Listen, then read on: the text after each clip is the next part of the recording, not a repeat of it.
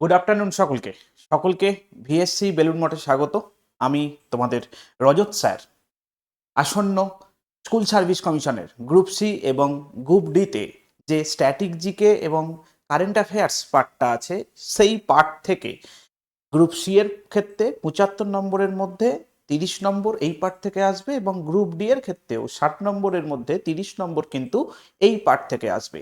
আজকে সেই জিকে এবং কারেন্ট অ্যাফেয়ার্স পার্টেরই প্র্যাকটিস সেট নিয়ে তোমাদের কাছে আলোচনা করব।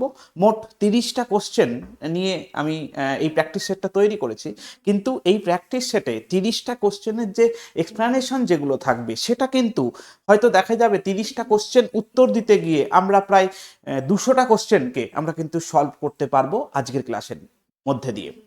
আমরা প্রতিটা কোশ্চেন এখানে এমসিকিউ আকারে আমরা এনেছি, আপকামিং পরীক্ষায় যাতে তোমরা হুবহু কমন পেতে পারো সেই রকম সাজেস্টিভ কিছু কোশ্চেন সেইগুলোকে তোমাদের কাছে তুলে ধরেছি এবং তার সঙ্গে তার এক্সপ্লেনেশন থাকবে। সেই এক্সপ্লেনেশন থেকে বা সেই কোশ্চেনের অপশানগুলো থেকে কীরকম কী কোশ্চেন আসতে পারে সেইগুলোকেও কিন্তু তোমাদেরকে আলোচনার মধ্যে যুক্ত করা হবে। আর দেরি করব না, আমরা ক্লাসটাকে শুরু করব।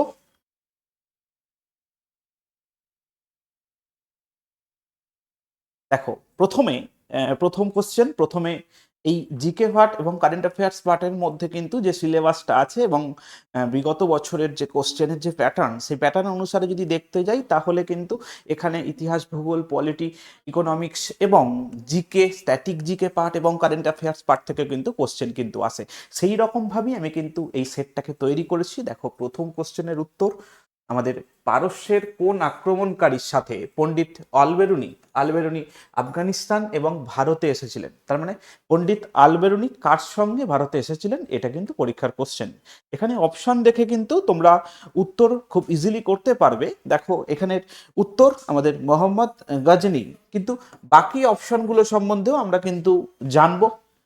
আলেকজান্ডার, তিনি আমাদের খ্রিস্টপূর্ব ৩২৭ খ্রিস্টাব্দে আমাদের ভারতবর্ষে এসেছিলেন। আমাদের আলাউদ্দিন খলজি, তিনি একজন খলজি বংশের একজন শাসক ছিলেন।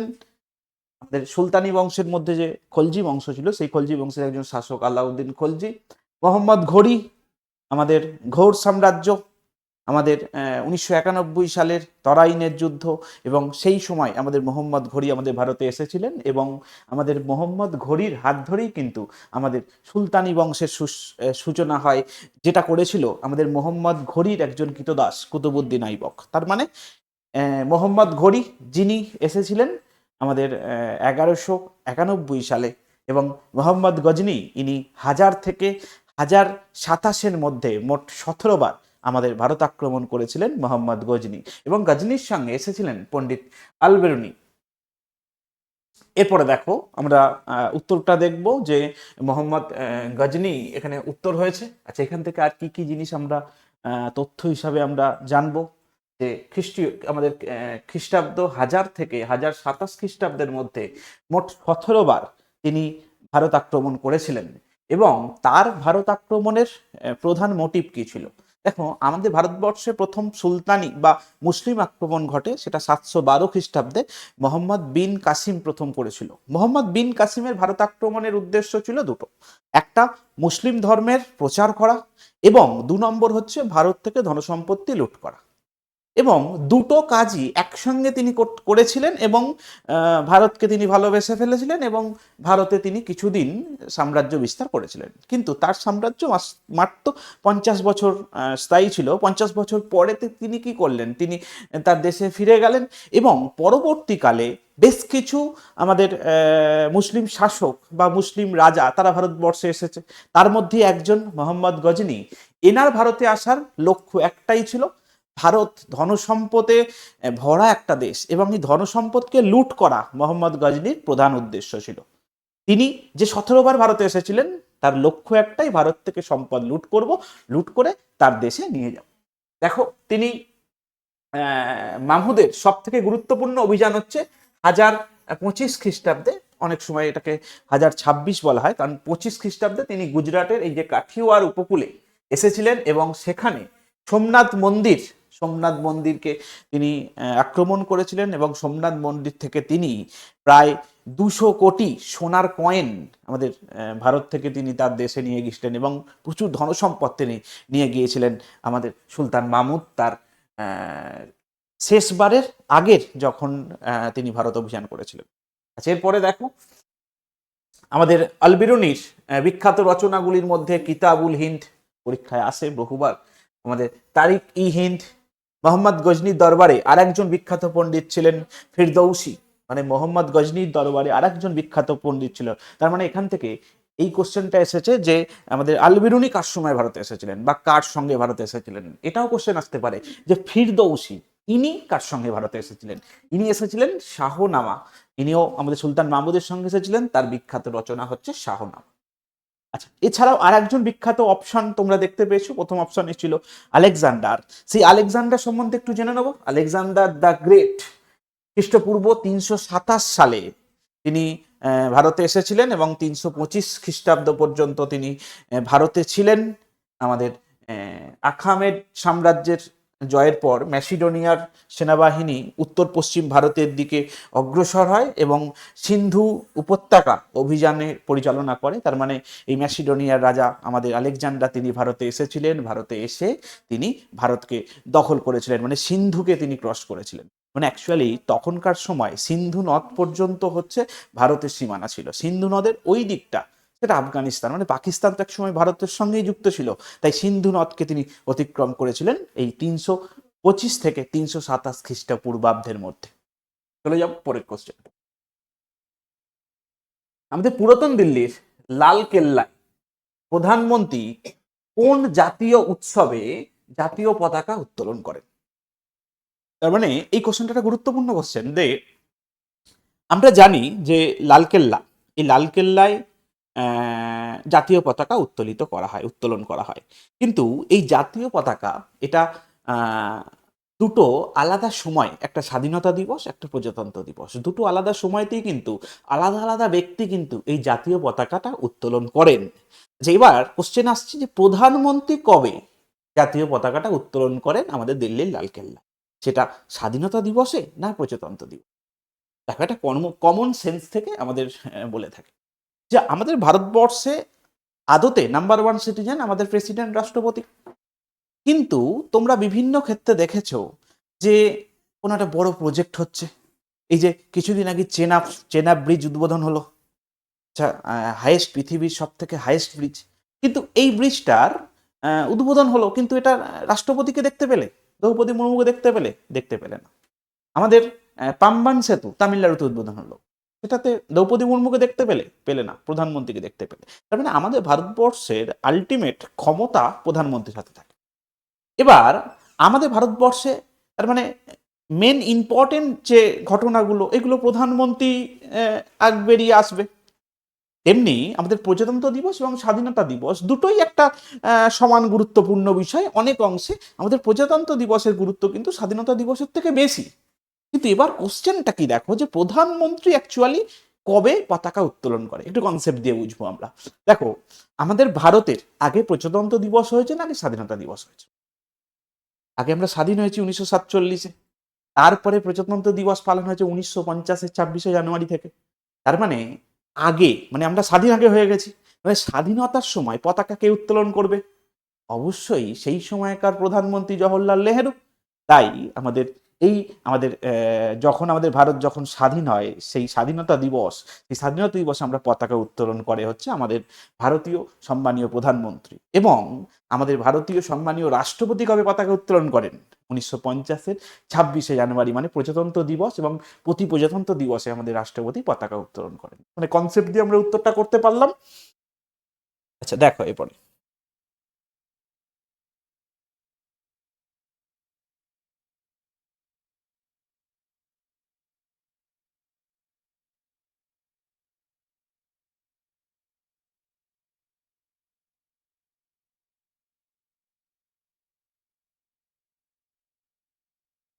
হ্যাঁ, হিমাদ্রি, আমাদের 200 কোটি টাকার কয়েন নয়, টাকা, তখনকার দিনে টাকার হিসেব কি করে হবে?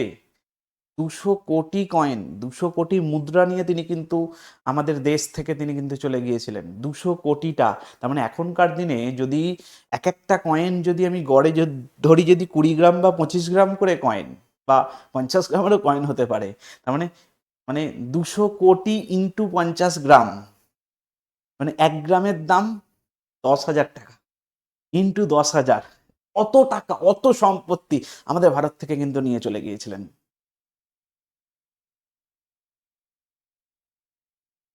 আচ্ছা, এরপরে দেখো আমাদের এই কোশ্চেনটার উত্তর তোমরা দিতে পারলে উত্তর তোমরা দেওয়ার চেষ্টা করবে।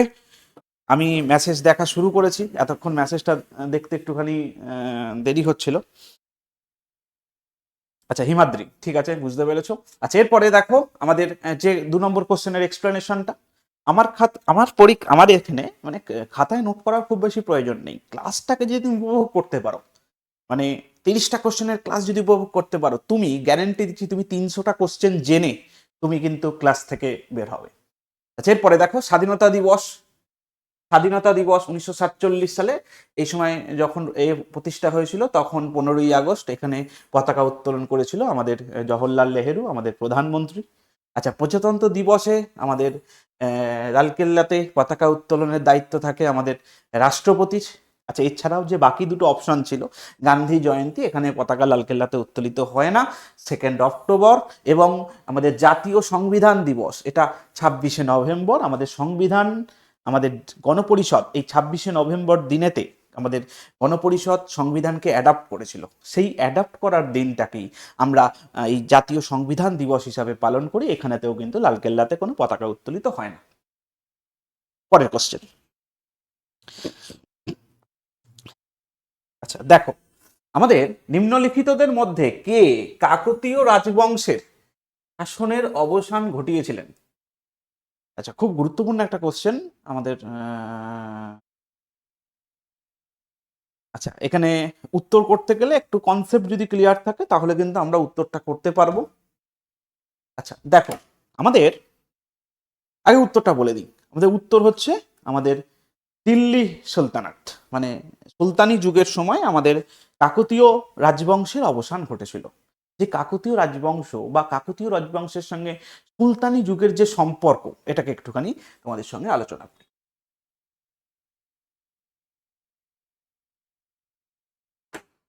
কাকতীয় ডাইনেস্টি লোকেশন আমাদের মোটামুটি তেলেঙ্গানা বা এর আশপাশের অঞ্চল তুমি ধরতে পারো। যে কাকতীয় ডাইনেস্টির সঙ্গে আমাদের এই সুলতানি সাম্রাজ্যের কি সম্পর্ক? আমরা জানি যে আলাউদ্দিন খলজির সময় থেকে আমাদের দক্ষিণ ভারত আমাদের সুলতানি সাম্রাজ্যের অধীনে কিন্তু আসতে শুরু করে। কিন্তু আমাদের আলাউদ্দিন খলজি দক্ষিণ ভারতের বেশ কিছু অংশ কিন্তু দখল করেছিলেন, কিন্তু দখল করেও তিনি কিন্তু তার সাম্রাজ্যের মধ্যে অন্তর্ভুক্ত করতে পারেননি, কারণ সুদূর দিল্লি থেকে দক্ষিণ ভারতকে শাসন করা ট্রুলি ক্রিটিক্যাল। তিনি দখল করতেন এক একটা রাজ্য এবং রাজ্যকে বলতেন যে তোমাকে আমাকে এত বাৎসরিক এত টাকা আমাকে কিন্তু পাঠাতে হবে। এই রকম একটা কনসেপ্ট বা এরকম একটা চুক্তির মাধ্যমে রাজ্যগুলো দখল হতো। পরবর্তীকালে আমরা একটা গল্প বা একটা কনসেপ্ট শুনেছি যে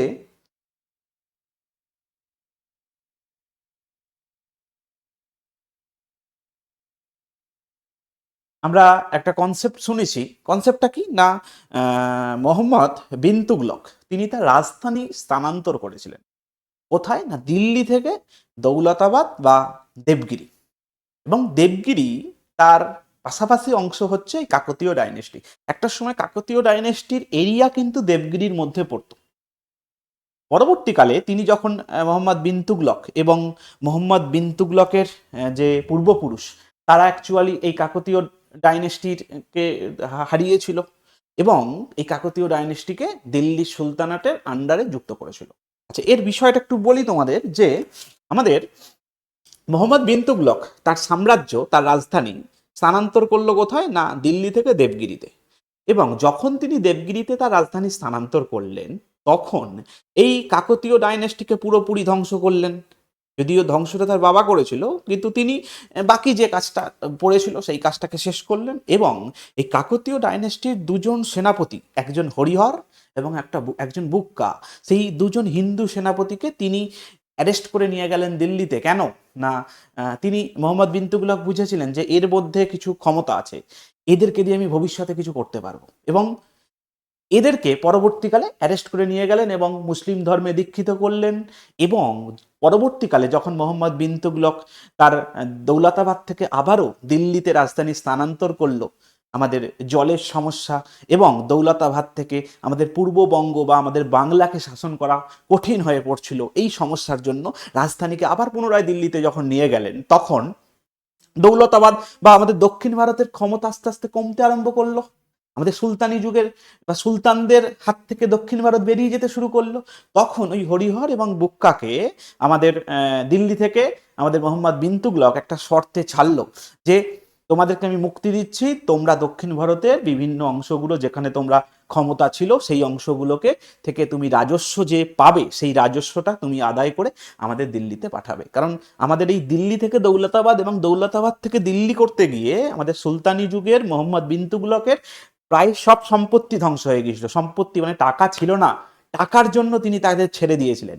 কিন্তু তারা যখন হরিহর এবং বুক্কা যখন পরবর্তীকালে আমাদের দক্ষিণ ভারতে ফিরে এলো, তখন একজন গুরু বিদ্যারত্নের সংস্পর্শে এলেন। সংস্পর্শে এসে তারা তাদেরকে বিদ্যারত্ন বোঝালো যে তোমরা কেন মোহাম্মদ বিন তুগলকের আন্ডারে কাজ করবে? এমনিতেই মোহাম্মদ বিন তুগলক অনেকটাই দুর্বল হয়ে গেছে, তোমরা একটা নতুন সাম্রাজ্য তৈরি করো, নতুন একটা বংশ তৈরি করো। তখনই তৈরি হলো আমাদের বিজয়নগর সাম্রাজ্য। তার মানে বুঝতে পারছো যে কাকতীয় ডাইনেস্টির সঙ্গে দিল্লি সুলতানেটের কি সম্পর্ক, এবং দিল্লি সুলতানেটের এই সম্পর্ক এবং যার থ্রু দিয়েই এই বিজয়নগর সাম্রাজ্য কিন্তু তৈরি করেছিল হরিহর এবং বুক্কা। আচ্ছা, তার মানে উত্তর তোমরা বুঝতে পেরেছো যে উত্তর হচ্ছে আমাদের দিল্লি সুলতানাট হচ্ছে।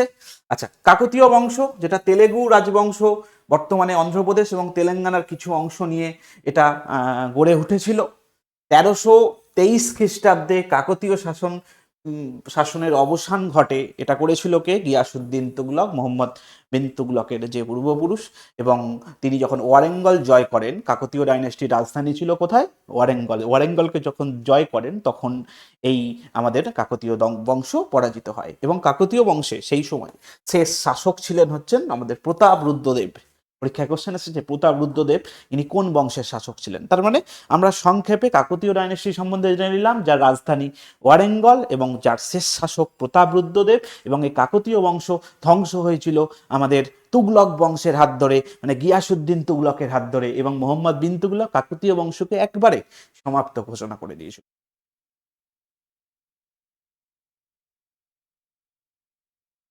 আচ্ছা, এরপরে দেখো আমরা পরের কোশ্চেনে গেলাম। প্রতি বছর জানুয়ারি মাসে নিম্নলিখিত কোন উৎসব পালিত হয়ে থাকে? এই পাঠ থেকে আমরা 2016 সালে যে কোশ্চেন আমরা আশা করেছিলাম, অবভিয়াসলি আজকে 2025 সালে তার থেকে আমার মতে ন্যূনতম 10 গুণ শক্ত কোশ্চেন হবে এবার।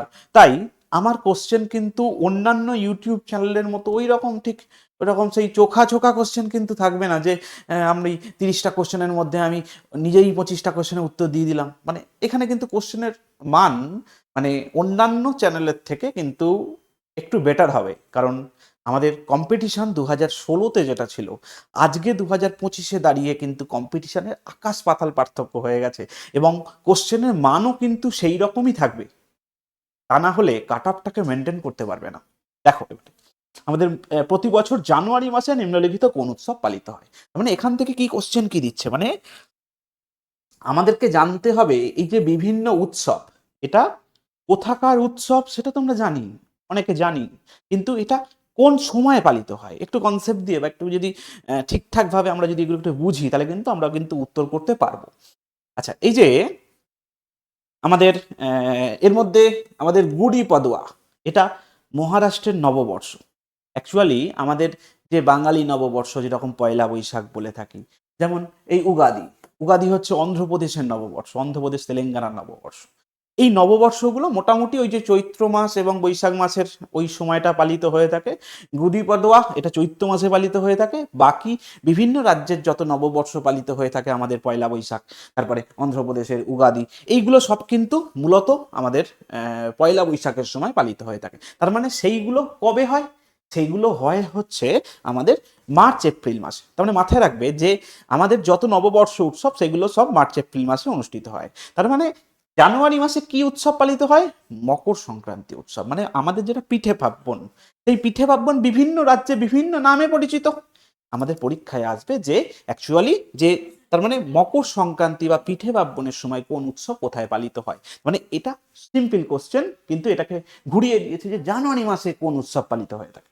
তোমরা কি উত্তর দিলে একটু দেখবো, এতটা হিন্টস আমি দিয়ে দিলাম, দেখো কি উত্তর আসে তোমাদের কাছ থেকে। যদিও উত্তর না আসাটাই উচিত। দেখো এখানে অপশন ডি উত্তর নিয়েছে। তার মানে অপশন ডিতে ছিল কি না আমাদের পোঙ্গল। এই পোঙ্গল উৎসব হচ্ছে আমাদের তামিলনাড়ুর পিঠে পার্বণ উৎসব। দেখো পোঙ্গল উৎসব নিয়ে কি আলোচনা করব। এটা জানুয়ারি মাসের মাঝামাঝি সময়ে বিশ্বজুড়ে তামিল সম্প্রদায়ের মানুষ পিঠে পার্বণ বা পোঙ্গল উৎসব পালন করে। নতুন ফসল কাটার পরে আমরা যেমন পিঠে পার্বণ পালন করি, সেই রকম নতুন ফসল কাটার পরে এই উৎসব পালিত হয়ে থাকে। এই পোঙ্গলের আবার বিভিন্ন ভাগ আছে, এগুলো কিন্তু আমাদের সেন্ট্রাল গভর্নমেন্টের পরীক্ষায় কিন্তু এসে থাকে। দেখো এর প্রথম দিনে পালিত হয় ভোগী উৎসব, দ্বিতীয় দিন থাই পোঙ্গল, তৃতীয় দিন মাত্তু পোঙ্গল, চতুর্থ দিন কানুম পোঙ্গল। তার মানে এই পোঙ্গল উৎসব টোটাল 4 দিন ধরে পালিত হয়ে থাকে। আমাদের পিঠে পার্বণ যেমন 3 দিন ধরে পালিত হয়ে থাকে, তেমনি ওদের পোঙ্গল 4 দিন ধরে পালিত হয়ে থাকে। আচ্ছা, এবার বাকি যে অপশনগুলো সম্বন্ধে আমরা একটুখানি পরিচিত হব। উগাদি। উগাদি কি? উগাদি হচ্ছে আমাদের তেলেগু ভাষাভাষীর মানুষ, মানে তামিলনাড়ু এই আমাদের অন্ধ্রপ্রদেশ, তেলেঙ্গানা, এরা নতুন হিন্দু ক্যালেন্ডার অনুসারে বছরের প্রথম দিন মানে নববর্ষকে তারা উগাদি হিসাবে পালন করে থাকে। আচ্ছা, এই গুদি পাদুয়া এটা কি? এটা হচ্ছে মারাঠি নববর্ষ, যা আমাদের মার্চ মাসে পালিত হয়ে থাকে, আমাদের চৈত্র মাসে পালিত হয়ে থাকে। গুড়ি পাদুয়া হচ্ছে মারাঠি নববর্ষ। তার মানে আমরা বাকি অপশনগুলো জানলাম। আর একটা জিনিস, ওনাম। ওনাম হচ্ছে কেরালার একটা ফসল কাটার উৎসব। কেরালার এই ফসল কাটার উৎসব ওনাম, নর্মালি ফসল কখন কাটা হয়? বর্ষাকালে ফসল রোপণ হয় এবং সেই ফসল মোটামুটি শীতকালের শুরুতে বা শীতকালের সময় কাটা হয়। কেরালায় বর্ষা অনেক আগে আসে, আমরা জানি 1 জুন কেরালায় বর্ষা আসে। কেরালায় মোটামুটি ফসল কাটা হয়ে যায় হচ্ছে আগস্ট সেপ্টেম্বর মাসে। তার মানে এই আগস্ট সেপ্টেম্বর মাসেই কিন্তু আমাদের এই ওনাম উৎসব পালিত হয়ে থাকে। তার মানে এক একটা ফেস্টিভ্যাল, সেখান থেকে কতটা ডিপলি কোশ্চেন কিন্তু আসতে পারে, এইগুলো কিন্তু আমাদের কিন্তু মাথায় রাখতে হবে এবং আমাদেরকে সেই রকম ভাবে পড়াশোনা করতে হবে। মানে সেই হাওয়ায় গা ভাসিয়ে ইউটিউব চ্যানেলের ওপর ভিত্তি করে বা বিভিন্ন মানুষের বিভিন্ন বক্তব্যের ওপর ভিত্তি করে যদি আমরা পড়াশোনা করি, তাহলে আমাদের বিগত 10 বছরে হয়তো এত ভ্যাকেন্সি হয়তো গ্রুপ সি গ্রুপ ডির মতো পরীক্ষায় কিন্তু থাকবে না। আর এই সুযোগটাকে যদি কাজে লাগাতে হয়, তাহলে কিন্তু আমাদেরকে খুব মাইনরলি পড়াশোনা করতে হবে, কারণ সময় হাতে মাত্র 3 মাস। এটা কিন্তু আমাদের মাথায় রাখতে হবে কিন্তু।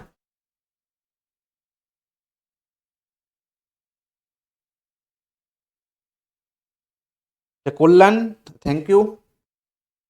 আচ্ছা, এরপরে দেখো নোট বাতিলের 2016 সালে আমরা নোটবন্দি হয়েছে আমরা জানি। যখন নোটবন্দি হয় তখন হঠাৎ করে মানে আমি কলেজ করে বাড়ি ফিরছি, কলেজ করে নয়, মানে কলেজ 2016 সালে কলেজ শেষ হয়ে গেছে। যাই হোক, এই প্রফেশনে সেই প্রবেশ করেছি, বাড়ি ফিরছি। এই বাড়ি ফেরার সময় হঠাৎ করে দেখি যে সব লোকজন মোবাইল দেখে বলা বলি করছে যে এই নোট সব বাতিল।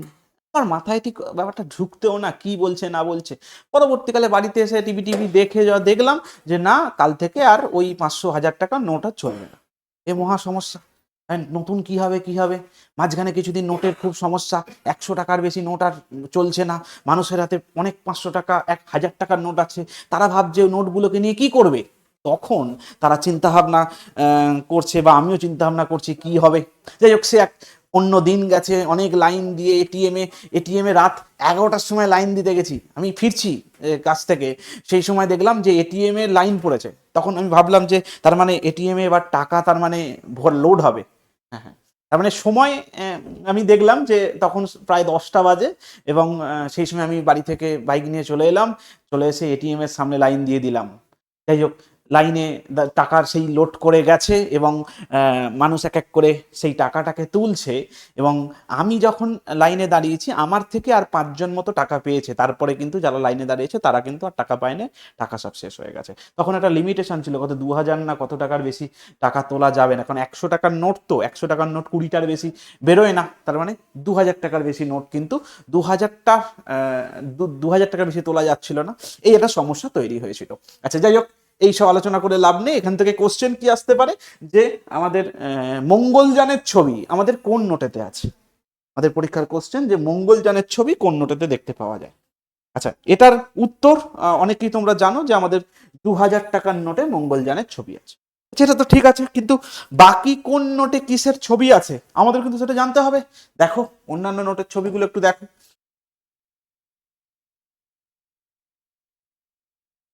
500 টাকার নোটে কিসের ছবি আছে, না আমাদের লাল দুর্গ, রেড ফোর্টের ছবি আছে 500 টাকার নোটে। 200 টাকার নোটে কি আছে, না আমাদের সাঁচি স্তূপের ছবি আছে 200 টাকার নোটে। 100 টাকার নোটে কি আছে, এটা রানী কি ভাব, এই মোটিভ আছে হচ্ছে আমাদের 100 টাকার নোটে।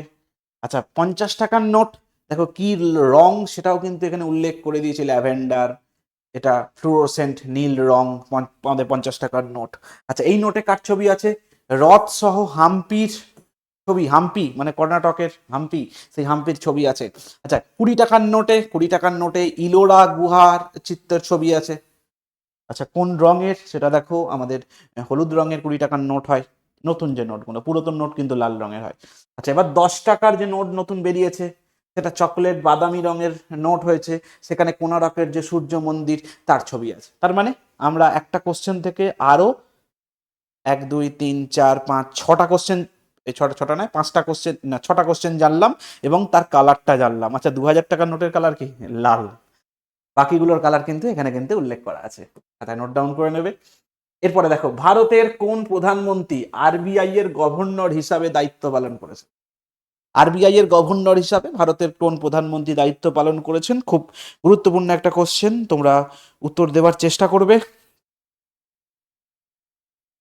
রিজার্ভ ব্যাংক অফ ইন্ডিয়া, আমাদের কেন্দ্রীয় bank, central bank. Reserve bank of India আমাদের ভারতবর্ষের বাকি অন্যান্য ব্যাংকগুলোকে কন্ট্রোল করে থাকে, আমরা জানি। আচ্ছা এবার রিজার্ভ ব্যাংক অফ ইন্ডিয়ার যে প্রধান তাকে বলা হয় গভর্নর। এটাও কিন্তু আমাদের পরীক্ষার কোশ্চেন, যে রিজার্ভ ব্যাংক অফ ইন্ডিয়ার প্রধানকে কি বলা হয়, সেখানে অনেক অপশন দিয়েছিল। 1 নম্বর অপশন তো গভর্নর আমরা জানলাম, 2 নম্বর অপশন দিয়েছিল হয়তো সেক্রেটারি, 3 নম্বর অপশন দিয়েছিল হয়তো প্রেসিডেন্ট, 4 নম্বর অপশন দিয়েছিল ম্যানেজিং ডিরেক্টর। মানে আমরা কিন্তু জানি না একটা ব্যাংকের প্রধান ম্যানেজিং ডিরেক্টর, কিন্তু একটা reserve bank of India state ব্যাংকের প্রধান, স্টেট ব্যাংকের এমডি মানে ম্যানেজিং ডিরেক্টর এবং সিইও চিফ এক্সিকিউটিভ অফিসার, মানে নর্মালি আমাদের ম্যানেজিং ডিরেক্টর হচ্ছে একটা ব্যাংকে পরিচালনা করে, এসবিআই কে পরিচালনা করে, তার মানে রিজার্ভ ব্যাংক অফ ইন্ডিয়াকে পরিচালনা করে, আমাদের মাথায় ঢুকে যেতে পারে যে ওটা একটা ম্যানেজিং ডিরেক্টর হতে পারে, তার মানে রিজার্ভ ব্যাংকে পরিচালনা করে গভর্নর, একজন গভর্নর থাকে, তাকে সাপোর্ট করার জন্য 4জন ডেপুটি গভর্নর থাকে, এই হচ্ছে রিজার্ভ ব্যাংকের স্ট্রাকচার। এবার রিজার্ভ ব্যাংকের গভর্নর পদে নিযুক্ত হতে গেলে নর্মালি যারা অর্থনীতি বিষয়ক এক্সপার্ট ব্যক্তিদেরকে নিযুক্ত করা হয়ে থাকে, তার মধ্যে আমাদের নিযুক্ত ছিল, তার মানে এদের মধ্যে অর্থনীতি বিষয়ক এক্সপার্ট লোককে, সেটা জানলে কাজ মিটে যাবে, তিনি হচ্ছেন ডক্টর মনমোহন সিং। ইনি অ্যাট এ টাইম ভারতের প্রধানমন্ত্রী ছিলেন এবং তার সঙ্গে সঙ্গে ইনি রিজার্ভ ব্যাংকের গভর্নর হিসেবেও দায়িত্ব পালন করেছেন। আচ্ছা এনার সম্বন্ধে একটু বিষয় আমরা জেনে নেব। ডক্টর মনমোহন সিং আমাদের 16 সেপ্টেম্বর 1982 সাল থেকে 85 সাল পর্যন্ত তিনি রিজার্ভ ব্যাংক অফ ইন্ডিয়ার 15তম গভর্নর ছিলেন। আমাদের এসএসসি সিজিএল এর কোশ্চেন যে Manmohan Singh reserve bank of ইন্ডিয়ার কততম গভর্নর ছিলেন, মানে এই স্ট্যান্ডার্ড কিন্তু কোশ্চেন ওখানে হয়। যাই হোক আমাদের রাজ্য সরকারে এতটা হয়তো কোশ্চেন এরকম স্ট্যান্ডার্ড হয়তো নাও হবে বা হয়তো হবে না। যাই হোক আমরা আরো কিছু ইনফরমেশন জেনে নেবো। তিনি রিজার্ভ ব্যাংকের 13তম তিনি ভারতের 13তম প্রধানমন্ত্রী। 4 থেকে 14 সাল পর্যন্ত তিনি প্রধানমন্ত্রী ছিলেন মনমোহন সিং। আমাদের নরেন্দ্র মোদী কততম প্রধানমন্ত্রী, নরেন্দ্র মোদী 14তম প্রধানমন্ত্রী। আমরা এখান থেকে নরেন্দ্র মোদী কততম প্রধানমন্ত্রী আমরা এখান থেকে জানতে পারলাম। আচ্ছা এরপরে দেখো রিজার্ভ ব্যাংক অফ ইন্ডিয়া কবে প্রতিষ্ঠা হয়, 1 এপ্রিল 2035 সালে প্রতিষ্ঠা হয়। যখন রিজার্ভ ব্যাংক অফ ইন্ডিয়া প্রতিষ্ঠা হয় তখন রিজার্ভ ব্যাংক অফ ইন্ডিয়া একটা প্রাইভেট শেয়ার হোল্ডার ব্যাংক ছিল, একটা প্রাইভেট মানে এইচডিএফসি আইসিআইসিআই ব্যাংকের মতো একটা ব্যাংক ছিল। পরবর্তীকালে তাকে ন্যাশনালাইজ করা হয় 1949 সালে, স্বাধীনতার পরে তাকে ন্যাশনালাইজ করা হয়। যখন reserve bank of India as a normal bank ছিল, তখন ভারতের কেন্দ্রীয় ব্যাংক ছিল ইম্পেরিয়াল ব্যাংক অফ ইন্ডিয়া, যাকে আমরা স্টেট ব্যাংক অফ ইন্ডিয়া নামে পরিচিত। সেই স্টেট ব্যাংক অফ ইন্ডিয়া, যার আগের নাম ছিল imperial bank of India, imperial bank of India আমাদের ভারতবর্ষের সমস্ত ব্যাংকগুলোকে কন্ট্রোল করতো। আমাদের ভারত সরকারের অর্থনৈতিকে কন্ট্রোল করার দায়িত্বে ছিল হচ্ছে ইম্পেরিয়াল ব্যাংক অফ ইন্ডিয়া। সেটা পরবর্তীকালে দায়িত্বে চলে যায় আমাদের রিজার্ভ ব্যাংক অফ ইন্ডিয়ার কাছে। আমাদের বর্তমানে রিজার্ভ ব্যাংক অফ ইন্ডিয়ার গভর্নরের নামটা তো আমাদের জানতেই হবে না, আমাদের সঞ্জয় মালহোত্রা। ইনি আমাদের রিসেন্ট রিজার্ভ ব্যাংক অফ ইন্ডিয়ার গভর্নর পদে যুক্ত আছেন। ইনি রিজার্ভ ব্যাংক অফ ইন্ডিয়ার কততম গভর্নর? ইনি 26তম গভর্নর। এটা কিন্তু পরীক্ষায় কোশ্চেন আসতে পারে। এরপরে দেখো, পরের কোশ্চেনে চলে যাব। হিমাদ্রি, রাজু ঠিকঠাক উত্তর দিয়েছো, খুব ভালো জিনিস। আচ্ছা, তারপরের কোশ্চেনের উত্তরটা দেওয়ার চেষ্টা করবে। ভারতের উত্তরাঞ্চলীয় সমভূমি যে অংশে প্রাচীন পলিমাটি রয়েছে তাকে কি বলা হয়? জিওগ্রাফির কোশ্চেন। আমাদের উত্তরাঞ্চলে, মানে ভারতের উত্তর দিকে যে সমভূমি অঞ্চল আছে, সেখানে যে প্রাচীন পলিমাটি রয়েছে তাকে কি বলা হয়? তার মানে আমাদের এখান থেকে অনেক কিছু জিনিস জানতে হবে। প্রাচীন পলিমাটি কি কি বলা হয়, নবীন পলিমাটিকে কি বলা হয়, তাছাড়াও আমাদের যে তরাই অঞ্চল, এই তরাই অঞ্চলকে কি বলা হয়, বা আমাদের ভাবন অঞ্চলকে কি বলা হয়, এগুলো সম্বন্ধে আমাদেরকে জানতে হবে। রাজু অপশন এ উত্তর দিয়েছো। আচ্ছা, একদম ঠিক উত্তর রাজু দিয়েছো। আমাদের অ্যান্সার হচ্ছে ভাঙার। আচ্ছা, এই ভাঙার আমাদের উত্তরের ভারতের সমভূমিকে আমরা 4টি ভাগে বিভক্ত করি। একটা ভাবার, একটা তরাই, একটা ভাঙার, একটা খাদার। এই 4টে ভাগে আমরা বিভক্ত করি। বাকিগুলো সম্বন্ধে আমরা জানবো। প্রথমটা হচ্ছে ভাঙার। কম উর্বর, ওই যে প্রাচীন পলিমাটি, প্রাচীন পলিমাটি মানে কম উর্বর হবে। আচ্ছা, এখানে নুড়ি কাঁকড়ের পরিমাণ বেশি থাকে, ওই জন্যই কম উর্বর। আচ্ছা, এরপরে খাদার। ভাঙরের ঠিক উল্টো হচ্ছে খাদার, মানে ভাঙর হচ্ছে প্রাচীন পলিমাটি, খাদার হচ্ছে নবীন পলিমাটি। এটা বেশি উর্বর, এটা বন্যার কারণে নদী থেকে যে পলিগুলো, সেইগুলো যে অংশে সঞ্চয় হয় আমাদের গঙ্গীয় সমভূমি, সেই অংশগুলোকে আমরা খাদার বলে থাকি। আচ্ছা, এবার হচ্ছে ভাবর। ভাবর কি জিনিস? এটি একটি সরু বলয় যা শিবালিক পর্বতের সমান্তরালে অবস্থান করছে। মানে আমাদের যে শিবালিক পর্বত, মানে আমাদের যে লোয়ার হিমালয়, হিমালয়ের ঠিক তলাদেশের যে অংশটা, যেখানে নুড়ি পাথর বালি এই জাতীয় জিনিসপত্র অবস্থান করছে, তাকে আমরা ভাবর অঞ্চল বলে থাকি। এবং লাস্ট হচ্ছে আমাদের তরাই অঞ্চল। তরাই হচ্ছে ভাবরের ঠিক নিচের অংশটা হচ্ছে আমাদের তরাই অঞ্চল। একটুখানি আমরা ম্যাপেতে একটু ড্র করার চেষ্টা করি। এই হচ্ছে আমাদের লোয়ার হিমালয় বা শিবালিক। এই শিবালিকের ঠিক তলার অংশটা হচ্ছে ভাবর, এবং তার তলার অংশটা হচ্ছে তরাই রিজিয়ন। যদিও এই তরাই রিজিয়ন মূলত দেখতে পাওয়া যায় কিন্তু আমাদের পশ্চিমবঙ্গ এবং আসাম, অরুণাচল প্রদেশ, এই অংশতেই মূলত তরাই রিজিয়নটা দেখতে পাওয়া যায়। আচ্ছা, আমাদের ভাবরের দক্ষিণে অবস্থান করছে। এই অংশটি একটু তুলনামূলকভাবে উর্বর, এখানে ধান, গম, ভুট্টা, আখ এই জাতীয় জিনিসপত্র উৎপাদিত হয় এই তরাই অঞ্চলে। ভাবরে সেরকম কিছু উৎপাদিত হয় না। পরের কোশ্চেন, ব্যাংকিং ব্যবস্থায় অর্থ সম্প্রসারণ বা সংকোচন এবং সুদের হারকে প্রভাবিত করার জন্য কেন্দ্রীয় ব্যাংক কর্তৃক সরকারি ক্রয় বা সিকিউরিটিস বিক্রয়কে কি বলা হয়? অর্থনীতির কোশ্চেন, টাফ কোশ্চেন, নিঃসন্দেহে একটা টাফ কোশ্চেন। অনেকের এটা বাংলা কোশ্চেনের জন্য সমস্যা, আমার নিজেরও সমস্যা হচ্ছে।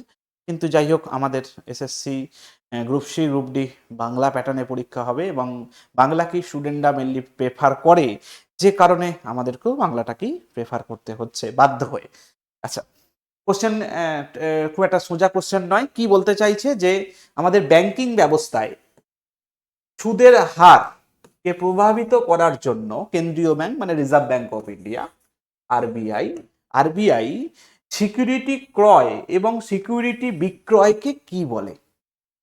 মানে মনে করো হিমাদ্রি, সাগর, আচ্ছা ঠিক বলেছো।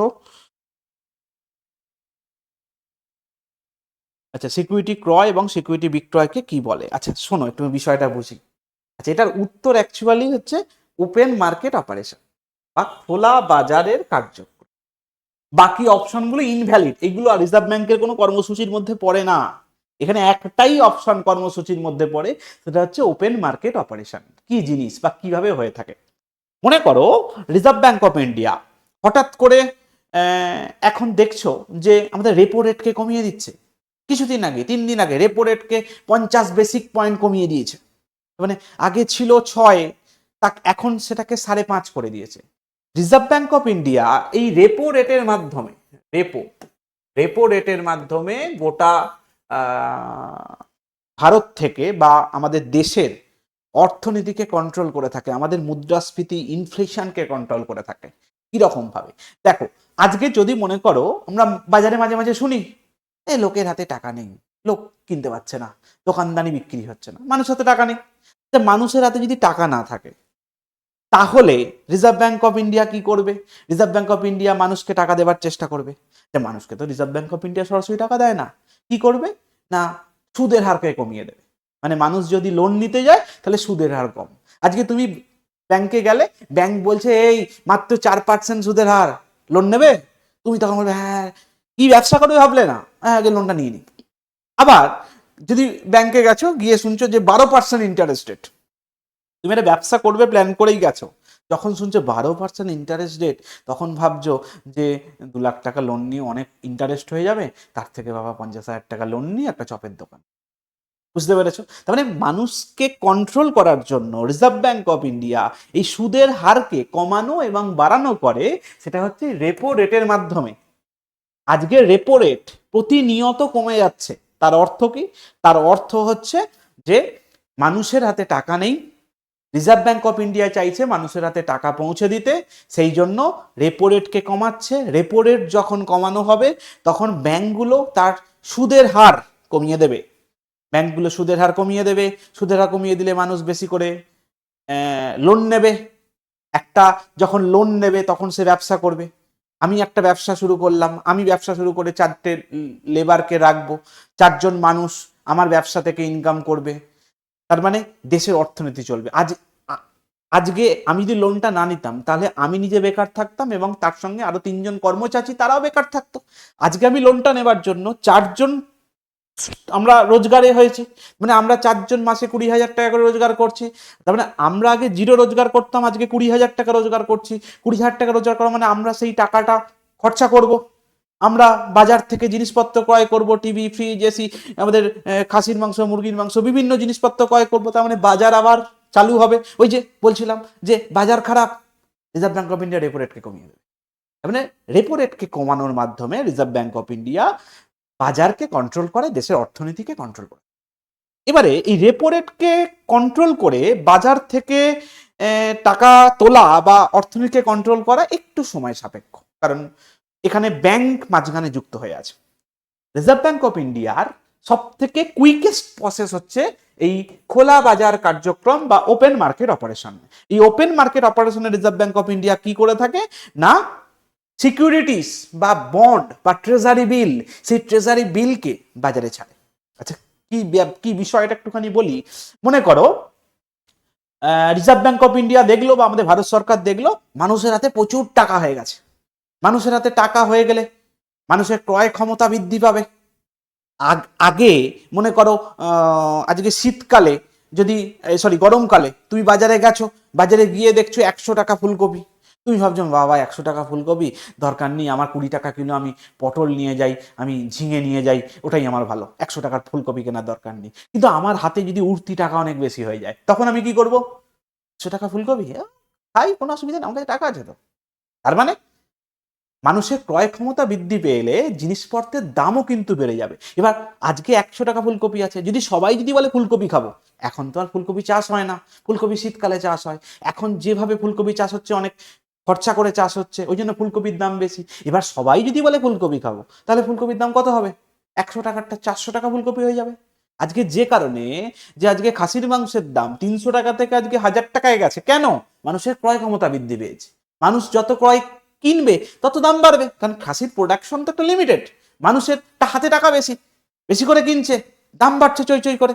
আচ্ছা, এইরকম ভাবে রিজার্ভ ব্যাংক অফ ইন্ডিয়া মানে এই বাজারকে কন্ট্রোল করার জন্য যে ট্রেজারি বিল বা সিকিউরিটি এইগুলোকে বাজারে ছাড়ে বা বাজার থেকে ক্রয় করে।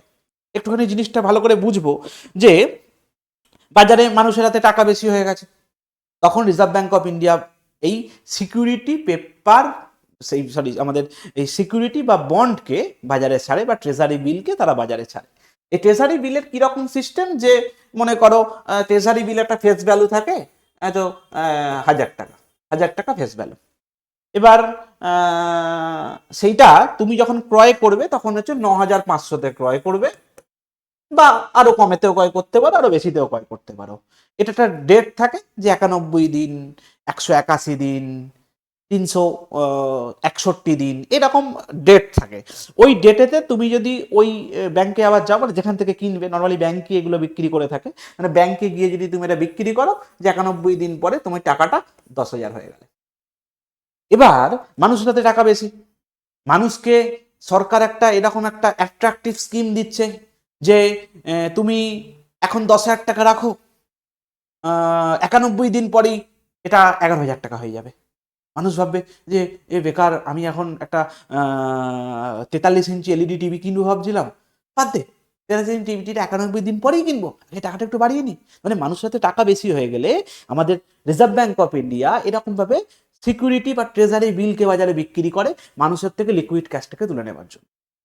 এবারেতে মনে করো বাজারে টাকা নেই, ঠিক উল্টো, বাজারে মানুষের হাতে টাকা নেই, তখন রিজার্ভ ব্যাঙ্ক অফ ইন্ডিয়া যে ট্রেজারি বিলগুলোকে ক্রয় করে রেখেছিল সেইগুলোকে বলবে যে ট্রেজারি বিল সব ছেড়ে দিচ্ছে, অ্যাট্রাকটিভ লোভ দিচ্ছে যে এখন ট্রেজারি বিল যারা রেখেছো, এখন ট্রেজারি বিল ছাড়লে তুমি আরো এই 10% এক্সট্রা কমিশন পাবে বা 10% এক্সট্রা ইন্টারেস্ট পাবে। তোমাকে বলা হয়েছিল 10,000 টাকা দেওয়া হবে 9,500 টাকার ট্রেজারি বিলেতে, এখন যদি তুমি কিনে নাও তাহলে তোমাকে 10,500 টাকা দেওয়া হবে। মানুষ তখন কি করবে?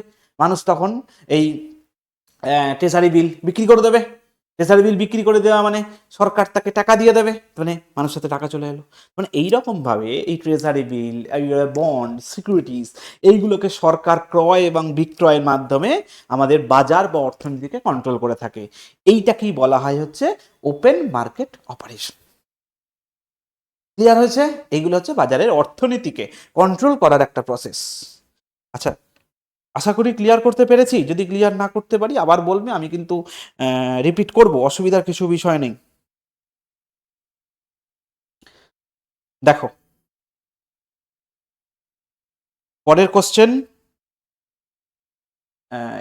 যেটা বলছিলাম যে খোলা বাজার কার্যক্রমটা কি জিনিস, ওপেন মার্কেট অপারেশনটা কি জিনিস।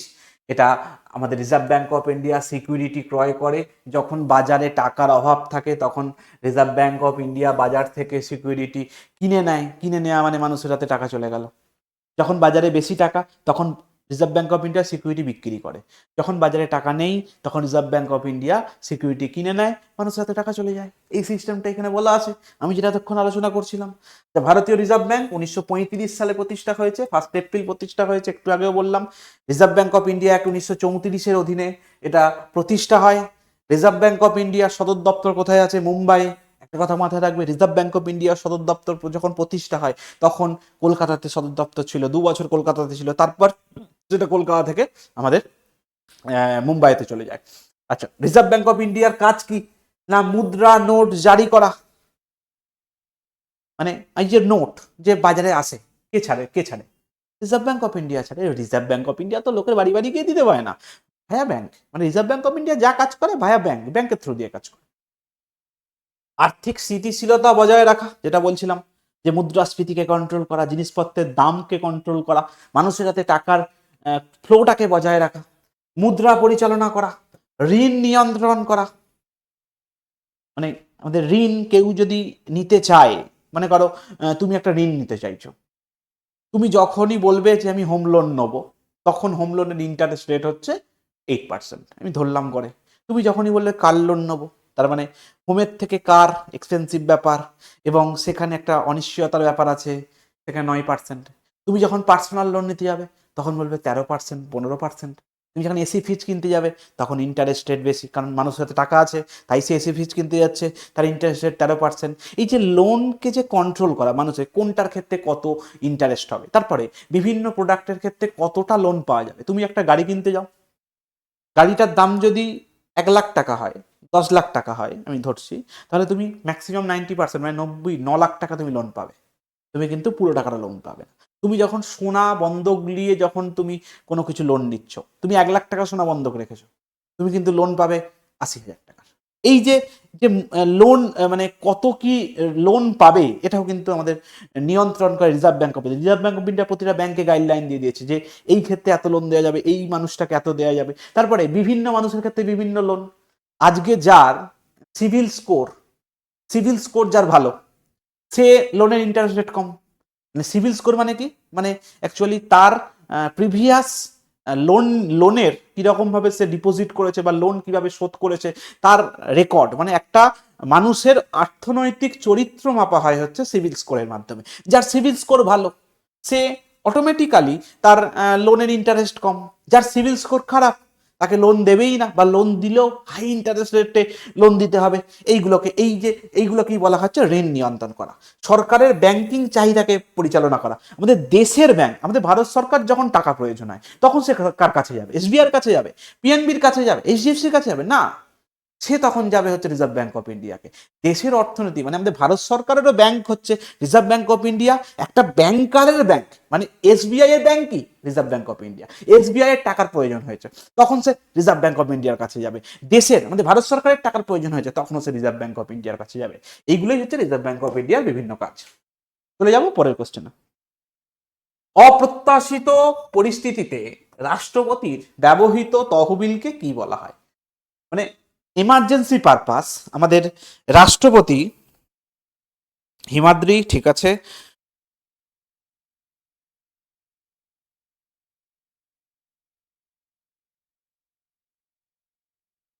আচ্ছা এরপরে দেখো আমাদের এমার্জেন্সি পারপাস আমাদের রাষ্ট্রপতি যখন টাকা খরচা করে তখন কোন তহবিল থেকে আমাদের টাকা খরচা করে, এটা এখানকার কোশ্চেনের মধ্যে আছে। তোমরা উত্তর দেবে, আমি দেখছি কি উত্তর দাও, তার মধ্যে আমিও বলতে আরম্ভ করি। দেখো আমাদের ভারতের যে তহবিল, সেই তহবিলকে আমরা 3টে পার্টে ভাগ করি। একটা কনসোলিডেটেড ফান্ড অফ ইন্ডিয়া, একটা কন্টিনজেন্সি ফান্ড অফ ইন্ডিয়া যেটাকে ইমার্জেন্সি তহবিল বলা হয়ে থাকে, এবং আর একটা হচ্ছে public account fund.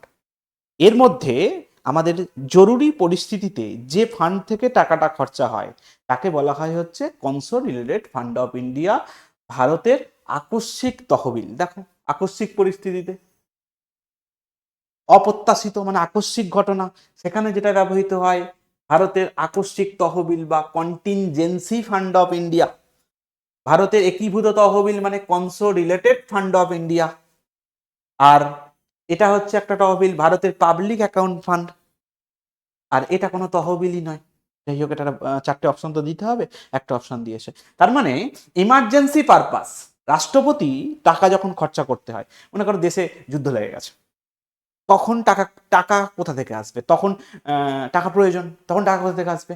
Emergency purpose. আমরা বাড়িতে হঠাৎ করে কোনো কিছু অসুস্থতা বা কোনো কিছু বিপদ আপদ হয়ে যাতে না যায়, সেই জন্য কিছু টাকা ইমার্জেন্সি পারপাস রেখে দিই। সেরকম ভারত সরকারও কিছু টাকা ইমার্জেন্সি পারপাস রেখে দেয়, সেটাকে আমরা কি বলে থাকি না ভারতের আকস্মিক তহবিল।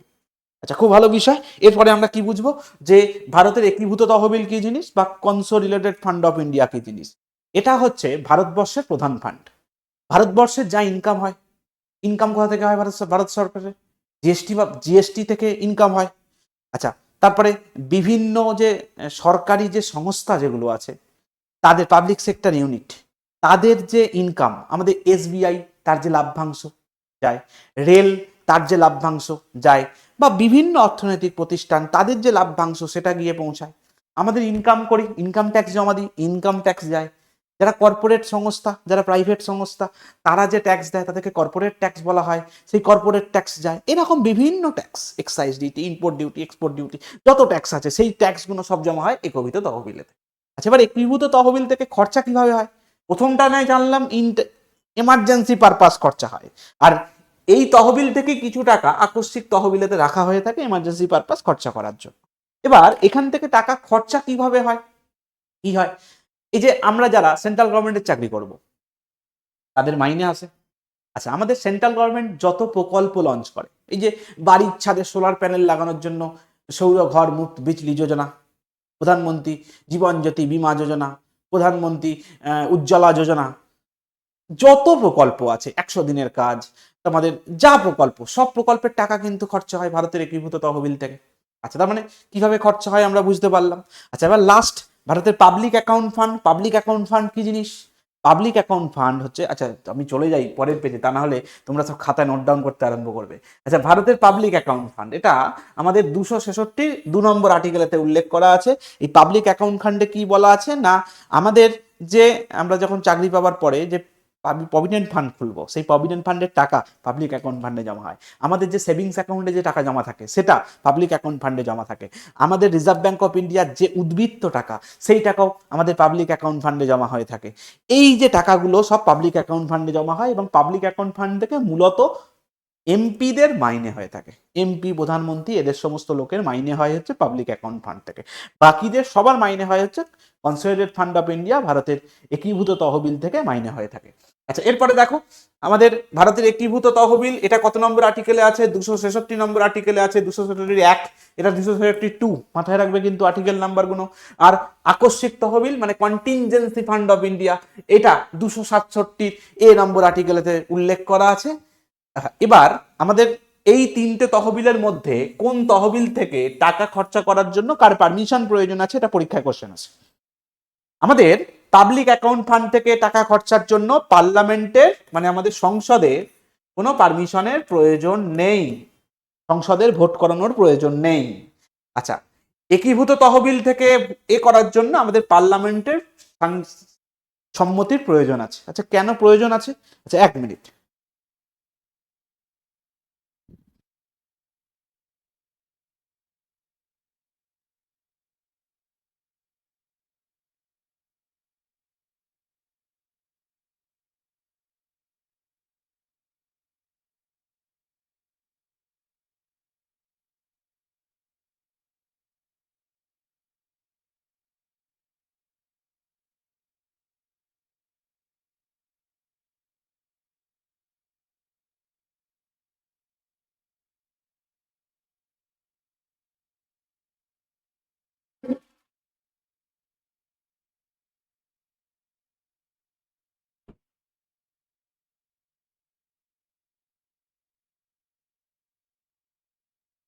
সরি। আচ্ছা, এরপরে দেখো আমাদের কি বলছিলাম যে কার পারমিশন প্রয়োজন আছে। আচ্ছা, এবার ভারতের একীভূত তহবিল মানে কনসলিডেটেড ফান্ড অফ ইন্ডিয়া থেকে টাকা খরচা করার জন্য পার্লামেন্টের কেন পারমিশন প্রয়োজন আছে, একটু কনসেপ্ট দিয়ে বুঝি। যে আচ্ছা, মনে করো নরেন্দ্র মোদী সরকার চাইছে যে বাড়ির ছাদে সোলার প্যানেল লাগানো হবে, সবাইকে বিনামূল্যে সোলার প্যানেল লাগানো হবে। তার জন্য হয়তো কয়েক লক্ষ কোটি টাকা বিনিয়োগ করা হয়েছে। টাকাটা কার? নরেন্দ্র মোদীর টাকাও নয়, নির্মলা সীতারামনের টাকাও নয়। টাকা কার? টাকা আমাদের টাকা, টাকা দেশের টাকা। মানে দেশের টাকা খরচা করার জন্য তাকে কিন্তু পার্লামেন্টে ভোট করতে হবে, পার্লামেন্টের সম্মতি প্রয়োজন আছে। তার মানে এই ফান্ড থেকে কোনো টাকা খরচা করতে গেলে আমাদের পার্লামেন্টের ভোটের প্রয়োজন হয়, কিন্তু এই ফান্ড থেকে টাকা খরচা করতে গেলে পার্লামেন্টের কোনো প্রয়োজন হয় না, ভোটের কোনো প্রয়োজন হয় না। Contingency fund of India emergency purpose, এমার্জেন্সিতে ওকে ভোট করবে তারপরে টাকা যাবে না। ওই জন্য এই ফান্ড থেকে টাকা খরচা করতে গেলেও পার্লামেন্টের কোনো পারমিশনের প্রয়োজন হয় না। আচ্ছা, কোনো জায়গায় বুঝতে অসুবিধা হলে অবশ্যই আমাকে জানাবে। চলে যাব পরের পার্টে। ভারতের রাষ্ট্রপতি কর্তৃক জারি করা অধ্যাদেশ বা অর্ডিন্যান্স এর সর্বোচ্চ বৈধতা কত? পলিটির একটা কোশ্চেন না, অর্ডিন্যান্স জারি করা, এটা রাষ্ট্রপতির ক্ষমতা, মানে আমাদের রাষ্ট্রপতি অর্ডিন্যান্স জারি করতে পারে। এটা পরীক্ষায় কোশ্চেন আছে, মানে অন্যান্য ইউটিউব চ্যানেলে তুমি এই কোশ্চেন পাবে যে অর্ডিন্যান্স জারির ক্ষমতা কার আছে? রাষ্ট্রপতির আছে। এই কোশ্চেন, এইসব কোশ্চেন কোনোদিন আসবে না, এসব ভুল করেও আসবে না। আচ্ছা, কি আসবে? যে অর্ডিন্যান্সের ভ্যালিডিটি কতদিন, অর্ডিন্যান্সের ভ্যালিডিটি কতদিন, এটা পরীক্ষা কোশ্চেন। এবার অন্যান্য বিভিন্ন ইউটিউব চ্যানেলে তোমরা দেখতে পাবে অর্ডিন্যান্সের ভ্যালিডিটি, সেখানে অপশন দেবে, এইটা অপশন দেবেই না, শুধু এইটা অপশন দেবে। 6 মাস, 5 মাস, 7 মাস, 10 মাস, 14 দিন, এরকম বিভিন্ন অপশন থাকবে। তো এইটা কি জিনিস, এটা আমরা বুঝতে হবে। আচ্ছা, অর্ডিন্যান্স কি জিনিস, এটাকে আমাকে বুঝতে হবে। যে কোনো বিল পাস হওয়ার জন্য আমাদের পার্লামেন্টে ভোট করতে হয়, আমরা জানি। পার্লামেন্টে 3টে সেশন অনুষ্ঠিত হয়, একটা বর্ষাকালে, একটা বাজেট অধিবেশন আমাদের বাজেটের সময় মানে ফেব্রুয়ারি থেকে এপ্রিল মে মাস পর্যন্ত, এবং আর একটা হচ্ছে শীতকালীন অধিবেশন, মানে শীতকালে এই সময় জমায়েতটা হয়ে থাকে। বাকি সময়গুলোতে আমাদের পার্লামেন্টে জমায়েত হয় না। এবার হঠাৎ করে একটা ইমার্জেন্সি পড়ে গেছে যে এখন একটা জরুরি ভিত্তিতে একটা বিল পাস করতে হবে, ভারত পাকিস্তান যুদ্ধ লেগে গেছে, এখন পার্লামেন্টে তো কেউ নেই, তাহলে এই যুদ্ধ বিষয়ে কোনো যদি খরচা বা যা কিছু কোনো বিল পাস করতে হয়, কি ডিসিশন নিতে হবে, তখন আমাদের প্রেসিডেন্ট সমস্ত পার্লামেন্টের মেম্বারদেরকে ডাকে যে তোমরা সবাই চলে এসো, জরুরি ভিত্তিতে একটা ওই আছে, সেটাকে বলা হয়েছে অর্ডিন্যান্স। মানে অর্ডিন্যান্স জারি মানে কি জিনিস, যদি পার্লামেন্টে সেশন না হয়ে থাকে আমাদের প্রেসিডেন্ট জরুরি ভিত্তিতে একটা মানে তলব করতে পারে, মানে পার্লামেন্টের মেম্বারদেরকে ডাকতে পারে যে তোমরা এসো, একটা মিটিং করবো। এবার যখন এই অর্ডিন্যান্সটা জারি করলো পার্লামেন্ট প্রেসিডেন্ট, কতদিন চলবে, 6 মাস। মানে অর্ডিন্যান্স জারি করার পর থেকে অর্ডিন্যান্সের সময়কাল হচ্ছে 6 মাস। তারপরে এই যে 5 সপ্তাহ 6 সপ্তাহ কি জিনিস, মনে করো অর্ডিন্যান্স জারি হয়েছে, 6 মাসের মধ্যে কোনো সেশন অনুষ্ঠিত হয়েছে, সব মানুষজন অনুষ্ঠিত হয়েছে। পার্লামেন্টের সেশন শুরু হবার পর থেকে 6 সপ্তাহ সময় থাকে সেই অর্ডিন্যান্সটা জারি করার জন্য, মানে অর্ডিন্যান্সটাকে মানে রিজেক্ট বা অ্যাকসেপ্ট করার জন্য। মানে পার্লামেন্টারি সেশন শুরু হয়ে গেলে তখন তোমার কাছে 6 সপ্তাহ থাকে, আর পার্লামেন্টারি সেশন শুরু না হলে তখন 6 মাস থাকে এই যে আদেশটা, এটা মানা হবে কি হবে না। মানে এটা এই আদেশ কিন্তু রিজেক্টও হতে পারে, যে 6 মাস হয়তো মানা হলো না, তাহলে এই যে রাষ্ট্রপতি যে অর্ডিন্যান্সটা জারি করেছিল সেটা ক্যান্সেল হয়ে গেল। 6 সপ্তাহ পার্লামেন্টারি সেশন শুরু হয়ে গেছে, তখনও অর্ডিন্যান্সটা মেনে নেওয়া হলো না, তখন অটোমেটিক্যালি ডিসলভ হয়ে যাবে। কিন্তু এই অর্ডিন্যান্সটা অ্যাক্টিভ থাকবে কতদিন, যখন সেশন হবে না সেই সময় 6 মাস, আর যখন সেশন চলছে রানিং তখন সেটা 6 সপ্তাহ। এটা কিন্তু মাথায় রাখবে। এই রকম ভাবেই কিন্তু আমাদের পরীক্ষায় কোশ্চেন আসতে পারে। তোমাদের কোনো সমস্যা থাকলে অবশ্যই আমাকে জানাবে, আমাদের যদি বুঝতে অসুবিধা হয়, কারণ একটু জটিল কনসেপ্ট।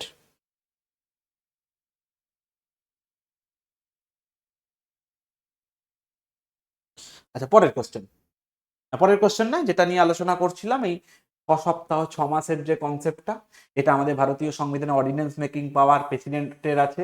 এটা কত নম্বর আর্টিকেলে উল্লেখ করা আছে, 123 নম্বর আর্টিকেলেতে উল্লেখ করা আছে। যেগুলো বললাম সেগুলোই এখানেতে উল্লেখ করা আছে, তোমরা প্রয়োজনে একটু পজ করে দেখে নেবে, অসুবিধা নেই।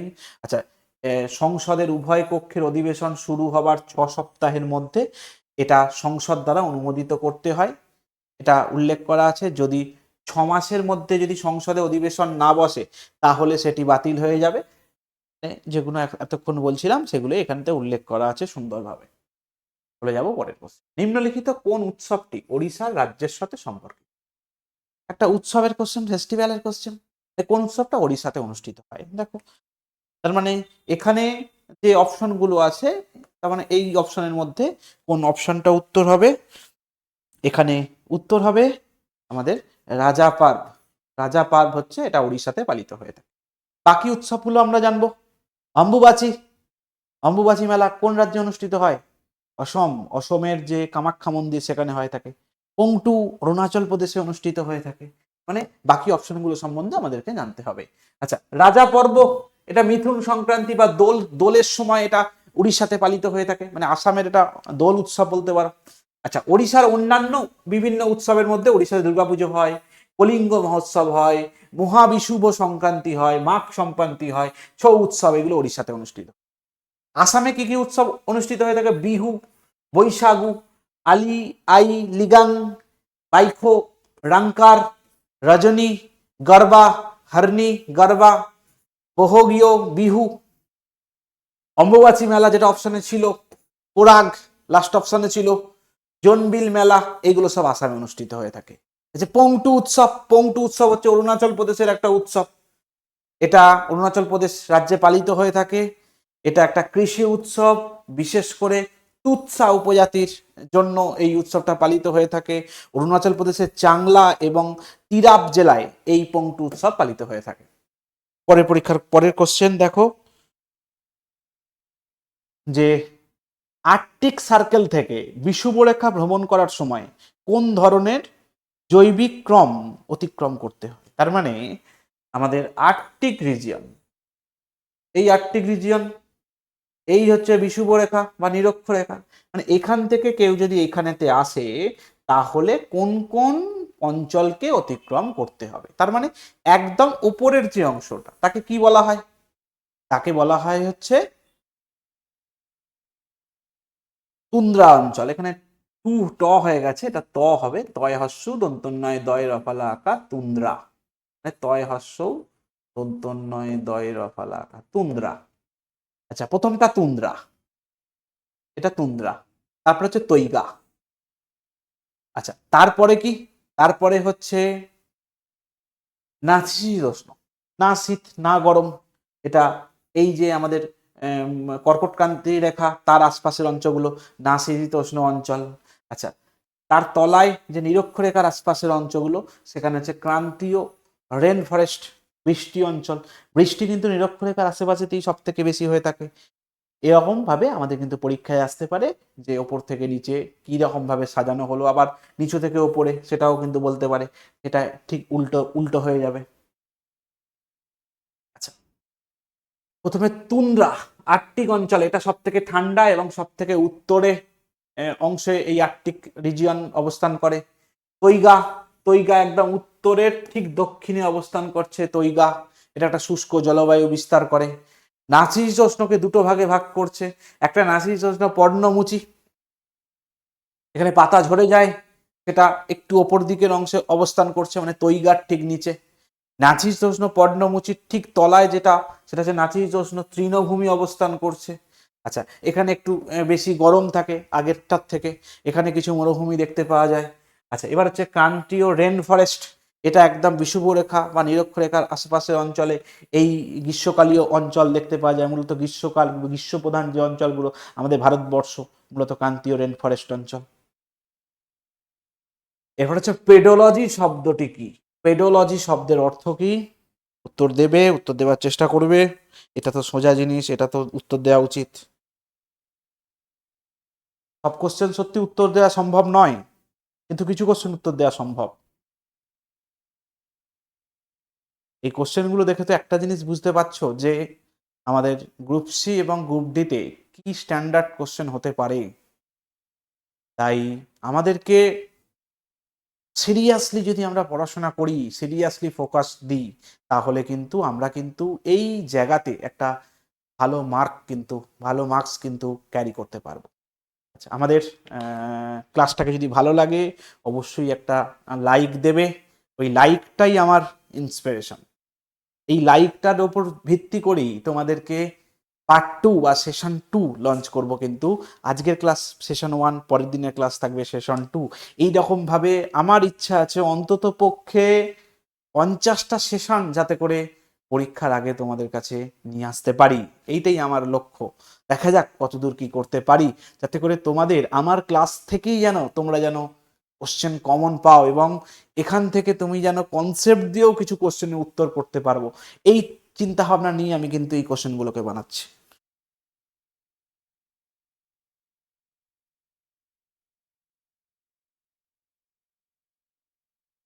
আচ্ছা, এরপরে এটা হচ্ছে আমাদের পেডোলজি, এটা আমাদের বিদ্যা মাটির ভূগোল, সয়েল সয়েল জিওগ্রাফি, মাটির ভূগোল, বোঝা কোশ্চেন। আচ্ছা, দেখো মাটির ভূগোল কি বলছে না, বিজ্ঞানের যে শাখায় মাটির গঠন, প্রকৃতি, বাস্তুতন্ত্র বিষয়ে আলোচনা করা হয় তাকে মাটির ভূগোল বলা হয়। আচ্ছা, তারপরে ভূরূপবিদ্যা কি জিনিস?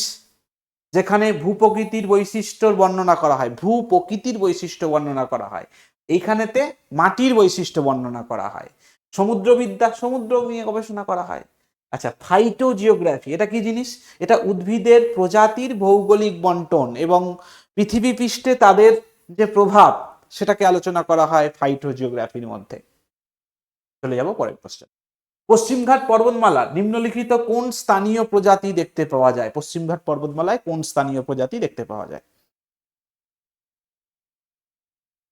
পশ্চিমঘাট পর্বতমালা, এখানে দুটো অপশন এমনিই বাদ চলে যাবে, সরি পাওয়া যায় না, দুটো অপশন এমনি বাদ চলে যাবে। দেখো আমাদের পশ্চিমঘাট পর্বতমালা এবং পূর্বঘাট পর্বতমালা মিলিত হয়েছে কোথায়? নীলগিরি পর্বতে। তার মানে নীলগিরি লেখা দুটো জিনিস বাদ চলে যাবে, বাকি দুটোর মধ্যে একটা হবে, একদম কমন জিনিস। আচ্ছা, আমাদের উত্তর হচ্ছে হিসপিড হেয়ার। এটা আমাদের উত্তর ভারতের অংশে দেখতে পাওয়া যায়, দক্ষিণাংশে দেখতে পাওয়া যায় না। দেখো হিসপিড হেয়ার, যাকে অসম খরগোশ বলা হয়ে থাকে, আমাদের উত্তরপ্রদেশ, বিহার, মধ্যপ্রদেশ, পশ্চিমবঙ্গ এই জায়গাতে এই আসামীয় খরগোশ, যেগুলো সাদা সাদা খরগোশ আমরা দেখতে পাই, এগুলো দেখতে পাওয়া যায়। এগুলো কিন্তু আমাদের নীলগিরি পর্বতে দেখতে পাওয়া যায় না। আচ্ছা, নীলগিরি পর্বতে বাকিগুলো দেখতে পাওয়া যায়, নীলগিরি তাহার, ভারতীয় গৌর, সিংহ লেজওয়ালা ম্যাকাক। সিংহ লেজওয়ালা ম্যাকাক মানে সিংহ পাওয়া যায় না, সিংহ লেজওয়ালা ম্যাকাক বলে যে প্রাণী সেটা পাওয়া যায়। নীলগিরি মাটন, ভারতীয় দাগযুক্ত সেভ্রোটেইন হাতি দেখতে পাওয়া যায়। নীলগিরি ল্যাঙ্গুর প্রজাতি, এইগুলো দেখতে পাওয়া যায়, মানে লেঙ্গুর, লেঙ্গুর মানে আমাদের হনুমান, এগুলোকে দেখতে পাওয়া যায়। আচ্ছা, পরের কোশ্চেন।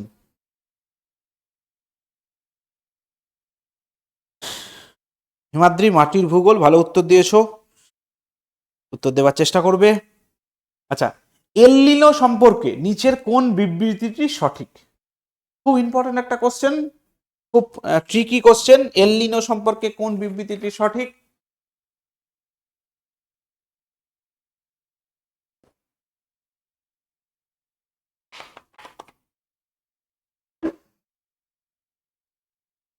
আচ্ছা, এল নিনো এবং লালিনা দুটো শব্দ, দুটো একে অপরের বিপরীত শব্দ। এটা ওশেন কারেন্ট বলা হয়, সমুদ্র স্রোত। এই সমুদ্র স্রোতের পার্থক্যের জন্য আমাদের ভারতবর্ষে বর্ষা এবং বৃষ্টিপাত, খরা, বন্যা সবটাই নির্ভর করে এই এল নিনো। এই এল নিনোর যে প্রধান অবস্থান হচ্ছে পেরু কোস্ট, এই হচ্ছে পেরু কোস্ট। এই পেরু কোস্ট হচ্ছে এল নিনোর হচ্ছে প্রধান যে কেন্দ্রস্থল। দেখো এটা নিয়ে একটু আলোচনা করি। অ্যাকচুয়ালি এটা হচ্ছে প্রশান্ত মহাসাগরীয় ভূপৃষ্ঠের জলের উষ্ণতার অস্বাভাবিক বৃদ্ধি পাওয়ার জন্যই এল নিনো হয়ে থাকে। এবারেতে মনে করো এই কিছু কিছু বছরের সময়ে, মোটামুটি 4 বছর ছাড়া ছাড়া একবার, এই প্রশান্ত মহাসাগরীয় এই জায়গাটার জল অত্যাধিক উষ্ণ হয়ে যায়। নর্মালি এখানে জল ঠান্ডা থাকে, এখানে গরম হয়ে যায়। গরম হয়ে গেলে কি হবে? বায়ু ওপর দিকে উঠে যাবে। বায়ু ওপর দিকে উঠে গেলে এই যে আমাদের অস্ট্রেলিয়া এবং এই যে ভারত, এই সব জায়গা থেকে আমাদের কারেন্ট বা বায়ু এই জায়গাটা আসবে, মানে ঠান্ডা গরম জায়গাটা যে নিম্নচাপ তৈরি হয়েছে, যেখানে বায়ু শূন্য হয়ে গেছে, বায়ু শূন্যটাকে ভরাট করার জন্য এই জায়গা থেকে ঠান্ডা বায়ু সব চলে আসবে এইদিকে। আর যখন এই ভারত থেকে ঠান্ডা বায়ুটা এইদিকে চলে আসে, ভারতের মৌসুমি বায়ু তখন আর ওপর দিকে যায় না, তখন সে এই দিকে চলে যায়, ভারতবর্ষে বৃষ্টিপাত কম হয়। আর এর ঠিক উল্টোটাকে বলা হয় লালিনা, যেখানে এই অংশের জল ঠান্ডা হয়ে যায় এবং এই অংশের জল থাকে গরম। তখন কি হয় যে এই অংশ থেকে জল এই দিকে যায়, এই দিকে যায়, এবং ভারতেও বৃষ্টির ক্ষেত্রে একটা এফেক্ট তৈরি করে, এবং ভারতে লালিনা হলে বৃষ্টি বেশি হয়। এল নিনো এবং লালিনা এগুলো হচ্ছে প্রশান্ত মহাসাগরের আবহাওয়াকে প্রভাবিত করতে পারে। আচ্ছা, এল নিনো হচ্ছে উষ্ণ পর্যায়, যেখানে গ্রীষ্মমণ্ডলীয় প্রশান্ত মহাসাগরের ভূপৃষ্ঠের জলের উষ্ণতা বৃদ্ধি পায়, এবং উষ্ণতা বৃদ্ধি হলে ভারতের মৌসুমী বায়ু দুর্বল হয়ে যায়, ভারতের গড় বৃষ্টিপাত স্বাভাবিকের থেকে কম হয়ে যায়। আচ্ছা, এবার হচ্ছে লালিনা, যেটাকে লিটিল গাল বলা হয়, আর এল নিনো মানে দুষ্টু বালক, লালিনা মানে সুইট গার্ল। আচ্ছা, এবার হচ্ছে শীতল পর্যায়, এটা হয়ে থাকে ঠিক উল্টো পজিশন। এখানে ভারত এবং দক্ষিণ পূর্ব এশিয়াতে ভারী বৃষ্টি, মৌসুমী বায়ু, ভালো বৃষ্টিপাত হয়ে থাকে আমাদের লালিনার পর্যায়েতে। চলে যাবো পরের কোশ্চেন। নিচের কোনটি বিশ্বের সব থেকে লম্বা গাছের প্রজাতি? এই গাছগুলোর মধ্যে সব থেকে বেশি লম্বা কোনটা? এটা তোমাদের পরবর্তী কোশ্চেন। দেবদারু গাছ দেখেছো, খুব একটা লম্বা হয় না। ওক, পাইন, এইগুলো কোথায় অনুষ্ঠিত হয়? পাহাড়ে, যেখানে যেখানে ঠান্ডা, প্রচুর উঁচু জায়গাতে ওক গাছ অনুষ্ঠিত হয়। এখানে ওই ওক গাছও কিন্তু খুব একটা উঁচু হয় না, উঁচু হয় রেডউড। রেডউড সব থেকে উঁচু হয়, এবং এই রেডউডের উচ্চতা প্রায় 300 ফুট পর্যন্ত হয়, মানে 100 মিটার উঁচু পর্যন্ত একটা গাছ হয়। এবং এই রেডউড এক একটা গাছ প্রায় 1000 বছর পর্যন্ত বাঁচে, এবং 1200 বছর পর্যন্ত বাঁচতে পারে এই রেডউড গাছ। রেডউড গাছ হচ্ছে বিশ্বের সব থেকে লম্বা প্রজাতির গাছ, যার উচ্চতা প্রায় 1000 মিটারেরও বেশি হয়ে থাকে। দেখো রেডউড এখানে উত্তর, এটা সাইপ্রেস বা এই পরিবারের অন্তর্ভুক্ত। ওক হলো বিচ পরিবারের অন্তর্ভুক্ত। এছাড়াও দেওধর বা দেবদারু, এটা পিনাসি, এই পাইন পরিবারের অন্তর্ভুক্ত হচ্ছে এই দেবদারু। ইউক্যালিপটাস, ইউক্যালিপটাস হলো আমাদের মায়টাক এই পরিবারের অন্তর্ভুক্ত একটা প্রজাতি। আচ্ছা, আমরা একবারে হিমালয়ের অঞ্চলে, যেখানে ঠান্ডা প্রচুর বেশি, উচ্চতা অনেক বেশি, সেই অংশের দুটো বিখ্যাত গাছ আমাদের ওক এবং রোডোডেনড্রন, এই সম্বন্ধে জানবো। ওক হচ্ছে হিমালয়ের বিভিন্ন উচ্চতাতে এই ওক গাছ দেখতে পাওয়া যায়। আচ্ছা, রোডোডেনড্রন এটা একটা শৈবাল বা গুল্ম জাতীয় একটা গাছ হচ্ছে এই রোডোডেনড্রন। রোডোডেনড্রন মূলত আমাদের এই যখন আমাদের বসন্তকাল, এই সময়তে এপ্রিল মে মাসেতে তুমি যদি পাহাড়ে বেড়াতে যাও, সেখানে তুমি রোডোডেনড্রন ফুলের গাছ দেখতে পাবে। অনেক মানুষ এই নর্থ সিকিম বেড়াতে যায় এই মার্চ এপ্রিল মাসে এই রোডোডেনড্রন দেখার জন্য। এই রোডোডেনড্রন একটা উচ্চ পাহাড়ে অন্তর্ভুক্ত একটা শৈবাল বা গুল্ম জাতীয় একটা উদ্ভিদ রোডোডেনড্রন। এগুলো গুল্ম, এগুলো হাইট বেশি হয় না, ছোট ছোট। নিম্নলিখিত কোন নিয়ন্ত্রক সংস্থা ভারতের একমাত্র নোট ইস্যু করতে পারে? নোট ইস্যু করতে পারে ভারতবর্ষের কোন সংস্থা অ্যাকচুয়ালি নোট ইস্যু করতে পারে? দেখো ভারতের বিভিন্ন সংস্থাগুলো, ভারতের এই যে নোটকে ইস্যু করে, একটু আগেই তোমাদের সঙ্গে আলোচনা করছিলাম নোট ইস্যু কে করতে পারে, সেটা আমাদের রিজার্ভ ব্যাংক অফ ইন্ডিয়া করতে পারে নোট ইস্যু। বাকি সংস্থাগুলো সম্বন্ধে আমরা জানবো। আচ্ছা, প্রথমেই জানবো হচ্ছে সিডবি, মানে small industrial development bank of India, SIDBI মানে ছোট এবং ক্ষুদ্র শিল্পকে ডেভেলপমেন্ট করার জন্য এই ব্যাংকটাকে প্রতিষ্ঠা হয়েছে। এই ব্যাংকের সদর দপ্তর লখনৌতে, এটা প্রতিষ্ঠা হয়েছিল 1990 সালে। আচ্ছা, IRDA, insurance regulatory development authority, ইন্স্যুরেন্সকে কন্ট্রোল করে থাকে, ভারতের বিমাকে কন্ট্রোল করে থাকে, বিমা সংস্থাগুলোকে কন্ট্রোল করে, এলআইসি কে কন্ট্রোল করে যে সংস্থা, সেটা হচ্ছে আইআরডিএ। মানে এলআইসি কার সার্টিফিকেট বা কার কন্ট্রোলে থাকে? সেটা হচ্ছে আমাদের আইআরডিএ কন্ট্রোলে থাকে। এসবিআই কার কন্ট্রোলে থাকে? রিজার্ভ ব্যাংক অফ ইন্ডিয়ার কন্ট্রোলে থাকে। মানে ক্লিয়ার হয়েছে? আচ্ছা, এরপরে দেখো, এটা আমাদের 1999 সালে প্রতিষ্ঠা হয়েছিল, এটা সদর দপ্তর হায়দ্রাবাদে আছে। এই সদর দপ্তরগুলো পরীক্ষায় কোশ্চেন আছে। আচ্ছা, এবার হচ্ছে SIDBI, SEBI, security and exchange board of India, যেটা শেয়ার বাজারকে কন্ট্রোল করে থাকে। Security and exchange board of India, এটা আমাদের সিকিউরিটিস এবং পণ্য বাজারের নিয়ন্ত্রক সংস্থা, যেটা প্রতিষ্ঠা হয়েছিল 12ই এপ্রিল 1988 সালে। এটা প্রতিষ্ঠা হয়েছিল, এর সদর দপ্তর মুম্বাই অবস্থিত। মানে শেয়ার বাজারকে কন্ট্রোল করে, মিউচুয়াল ফান্ডকে কন্ট্রোল করে হচ্ছে সেবি।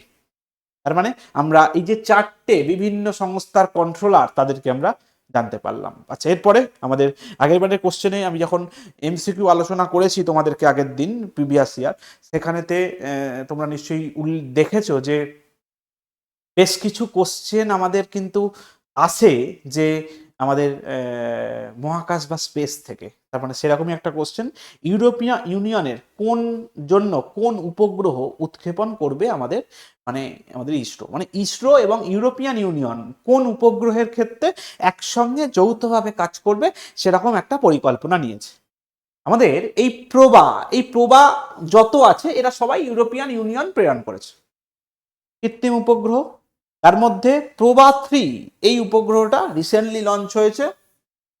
এই প্রভা-3 এটা সূর্যের চারিদিকে ঘুরবে, এবং ভারতের একটা উপগ্রহ আছে আমাদের আদিত্য এল1, যেটা সূর্যের করোনা স্তরকে পর্যবেক্ষণ করবে, ছবি সংগ্রহ করবে। তার মানে এই আদিত্য এল1 এবং প্রভা-3 এই দুটোই কিন্তু একত্রে মিলে কাজ করবে। মানে ইসরো এবং ইউরোপিয়ান ইউনিয়ন একত্রে কাজ করবে কোন উপগ্রহের ক্ষেত্রে? প্রভা-3 উপগ্রহের ক্ষেত্রে। মানে প্রভা-3 সম্বন্ধে জানবো, এবং ইসরোর এর সঙ্গে সঙ্গে যেটা যুক্ত আদিত্য এল1, তার সঙ্গে সঙ্গে জানবো। ইউরোপীয় মহাকাশ সংস্থা ভারতের মহাকাশ গবেষণা সংস্থা ইউরোপ ইসরোর যৌথ প্রচেষ্টায় প্রভা 3 মিশন লঞ্চ করেছে। এই প্রভা 3টা কি মিশন? এটা সূর্যের করোনা অধ্যয়নের উপর দৃষ্টি নিবদ্ধ করা একটা মিশন হচ্ছে প্রভা 3। আচ্ছা, এবারে আদিত্য L1। আদিত্য L1 কি? আদিত্য L1 হচ্ছে ইসরো দ্বারা লঞ্চ করা। এটা ভারতের প্রথম সৌর মিশন, যেটা 2023-এর 2 সেপ্টেম্বর লঞ্চ করা হয়েছিল, যেটা তার কক্ষপথে পৌঁছেছে 2024 সালে এবং সূর্যের খুব কাছ থেকে সূর্যের বিভিন্ন ছবি এবং সূর্যের বিভিন্ন অজানা তথ্যকে সংগ্রহ করছে এবং পৃথিবীতে প্রেরণ করছে। যে আমাদের আমাদের মহাকাশ যে স্যাটেলাইট, সেটার নাম হচ্ছে আদিত্য L1। এই মিশনটা লঞ্চ করা হয়েছে, এই মিশনের মাধ্যমে এই কাজটা হয়েছে। এর পরের কোশ্চেন, হিন্দি সাহিত্যের জন্য 2024 সালে সাহিত্য একাডেমি পুরস্কারে ভূষিত হয়েছে কে? সাহিত্য একাডেমি পুরস্কার, উত্তর দেওয়ার চেষ্টা করবে।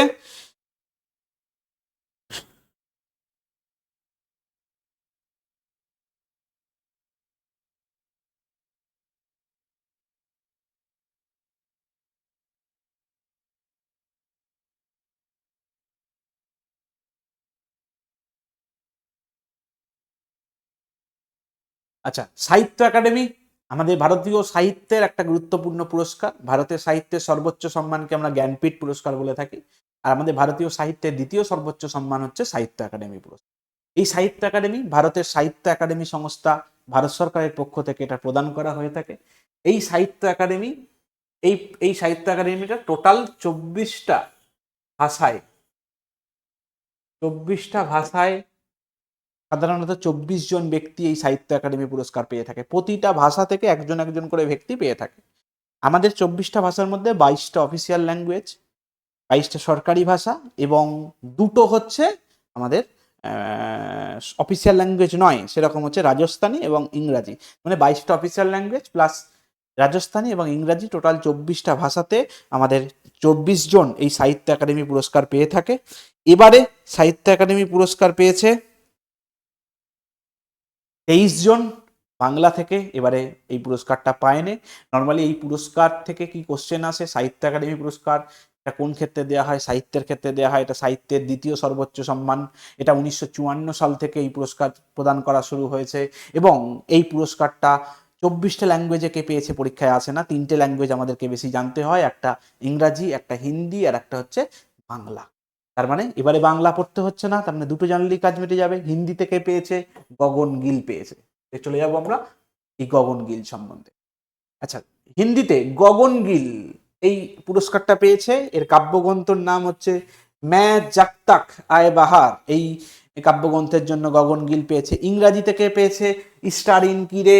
এর উপন্যাসের নাম হচ্ছে স্পিরিট নাইট। এই উপন্যাসের জন্য ইস্টার ইন কিরে পেয়েছে। বাংলা থেকে এবছরে কেউই পায়নি।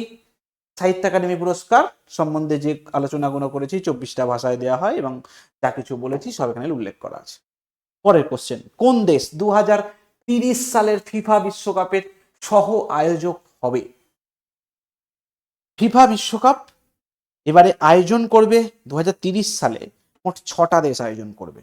তার মধ্যে প্রধান দায়িত্ব দেওয়া হয়েছে 3টে দেশকে এবং বাকি 3টে দেশে 3খানা ম্যাচই অনুষ্ঠিত হবে। একটা স্পেশাল ইভেন্ট হিসাবে সেইগুলো অনুষ্ঠিত হয়ে থাকবে।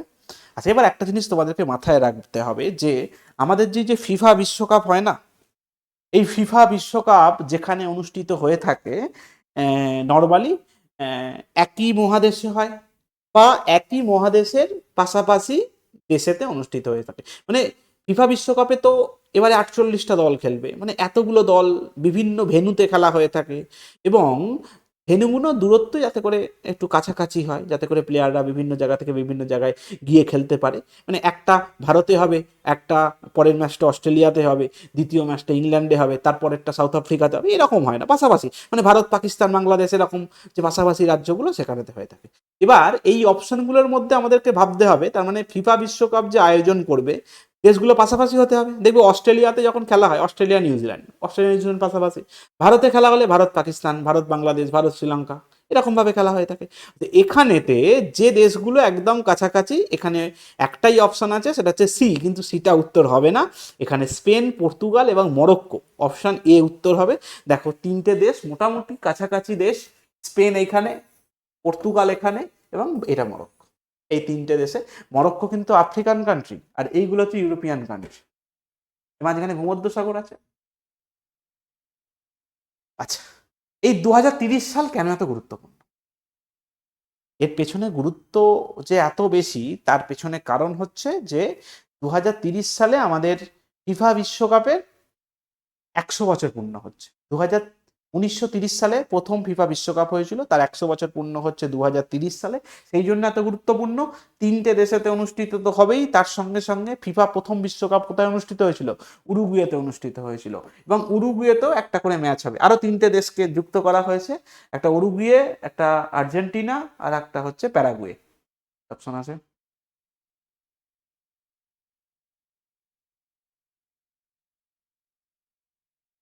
এই তো 1930 সালের বিশ্বকাপের 100 বছর পূর্ণ হওয়ার জন্য তিনটে অঞ্চল উরুগুয়ে, আর্জেন্টিনা এবং প্যারাগুয়েতে তিনখানা ম্যাচ অনুষ্ঠিত হবে। ভারতের কোন প্রথম জেনারেশন বিটা শিশু কোন শহরে জন্মেছে? জেনারেশন বিটা শিশু এটা কোন শহরে জন্মেছে? জেনারেশন বিটা বিটা আবার কি জিনিস, এগুলোকে সম্বন্ধে জানবো। মানে 2025 সালে থেকে যে শিশুরা জন্মগ্রহণ করছে তারা হচ্ছে জেনারেশন বিটা। 25 সালের আগে যারা জন্মগ্রহণ করেছে তারা হচ্ছে জেনারেশন আলফা। তার আগে generation Z, generation Y, generation X, এরকম বিভিন্ন জেনারেশনের নাম হিসাবে বিভিন্ন সময়ে যে সমস্ত বাচ্চারা জন্মগ্রহণ করেছে তাদের নাম অনুসারে এরকম জেনারেশন নামটা হয়ে থাকে। তার মানে জেনারেশন বিটা এটা 2025 সালে যে বাচ্চা প্রথম জন্মগ্রহণ করেছে সেটা কোথায় জন্মগ্রহণ করেছে? না, এটা আইজল, আইজল শহরে প্রথম জন্মগ্রহণ করেছে ভারতের প্রথম বিটা শিশু। দেখো, প্রথম এই জেনারেশন বিটা এই শিশু মিজোরামের আইজল শহরে জন্মগ্রহণ করেছে। শিশুটির নাম হচ্ছে ফ্র্যাঙ্কি রেমরু টিকা জাদেং, এটা হচ্ছে বাচ্চাটার নাম। এটা 2025 সালের 1 জানুয়ারি 12টা 3-এ জন্মগ্রহণ করেছে। আচ্ছা, বিভিন্ন জেনারেশন এবং তার সময়কাল সম্বন্ধে জেনে নেব। একটা গ্রেটেস্ট জেনারেশন, এখন এআই জেনারেশন বলি, তো তখন ছিল জিআই জেনারেশন। আচ্ছা, এটা 1901 থেকে 1927-এর মধ্যে যারা জন্মগ্রহণ করেছে তারা হচ্ছে এই জেনারেশনের মধ্যে। তারপর হচ্ছে সাইলেন্ট জেনারেশন, এরা সাইলেন্ট থাকে এখন 1928 থেকে 1945, এটা সবাই এখন বার্ধক্য হয়ে গেছে, বয়স হয়ে গেছে, এখন এরা চুপচাপ বাড়িতে বসে থাকে, এটা সাইলেন্ট জেনারেশন। এটা হচ্ছে বেবি বুম জেনারেশন, এটা হচ্ছে আমাদের সব বাবাদের জেনারেশন, 1946 থেকে 1964 এই সময় যারা জন্মগ্রহণ করেছে। এবার হচ্ছে জেনারেশন এক্স, এরা 1965 থেকে 1980 জেনারেশনের লোক। এরপরে জেনারেশন ওয়াই, এই জেনারেশনের আমি লোক, 1981 থেকে 1986। জেনারেশন জেড 1997 থেকে 2010, তোমরা মূলত এই জেড জেনারেশনের লোক। জেনারেশন আলফা 2010 থেকে 2024, এবং জেনারেশন বিটা 2025 থেকে 2036 সাল পর্যন্ত যারা জন্মগ্রহণ করবে তাদেরকে জেনারেশন বিটা নামে পরিচিত। নিচের মধ্যে কে ভারতের সর্বকনিষ্ঠ রাষ্ট্রপতি ছিলেন? সব থেকে কম বয়সে রাষ্ট্রপতি হয়েছেন আমাদের, বলো। এটা তো সোজা কোশ্চেন। ইনি সব থেকে কম বয়সের রাষ্ট্রপতি, ইনি বিনা প্রতিদ্বন্দ্বিতায় জয়ী হওয়া রাষ্ট্রপতি, ইনি প্রথম বারে হেরে যাওয়ার পরে দ্বিতীয়বারে জয়ী হওয়া রাষ্ট্রপতি, এত এনার পপুলারিটি। ইলাম সঞ্জীব রেড্ডি, ইনি হচ্ছেন ভারতের সব থেকে কনিষ্ঠ রাষ্ট্রপতি, ভারতের ষষ্ঠ রাষ্ট্রপতি ইনি। 77 থেকে 82 এই সময় ভারতের রাষ্ট্রপতি পদে দায়িত্ব পালন করেছেন। ইনি সর্বকনিষ্ঠ রাষ্ট্রপতি ছিলেন।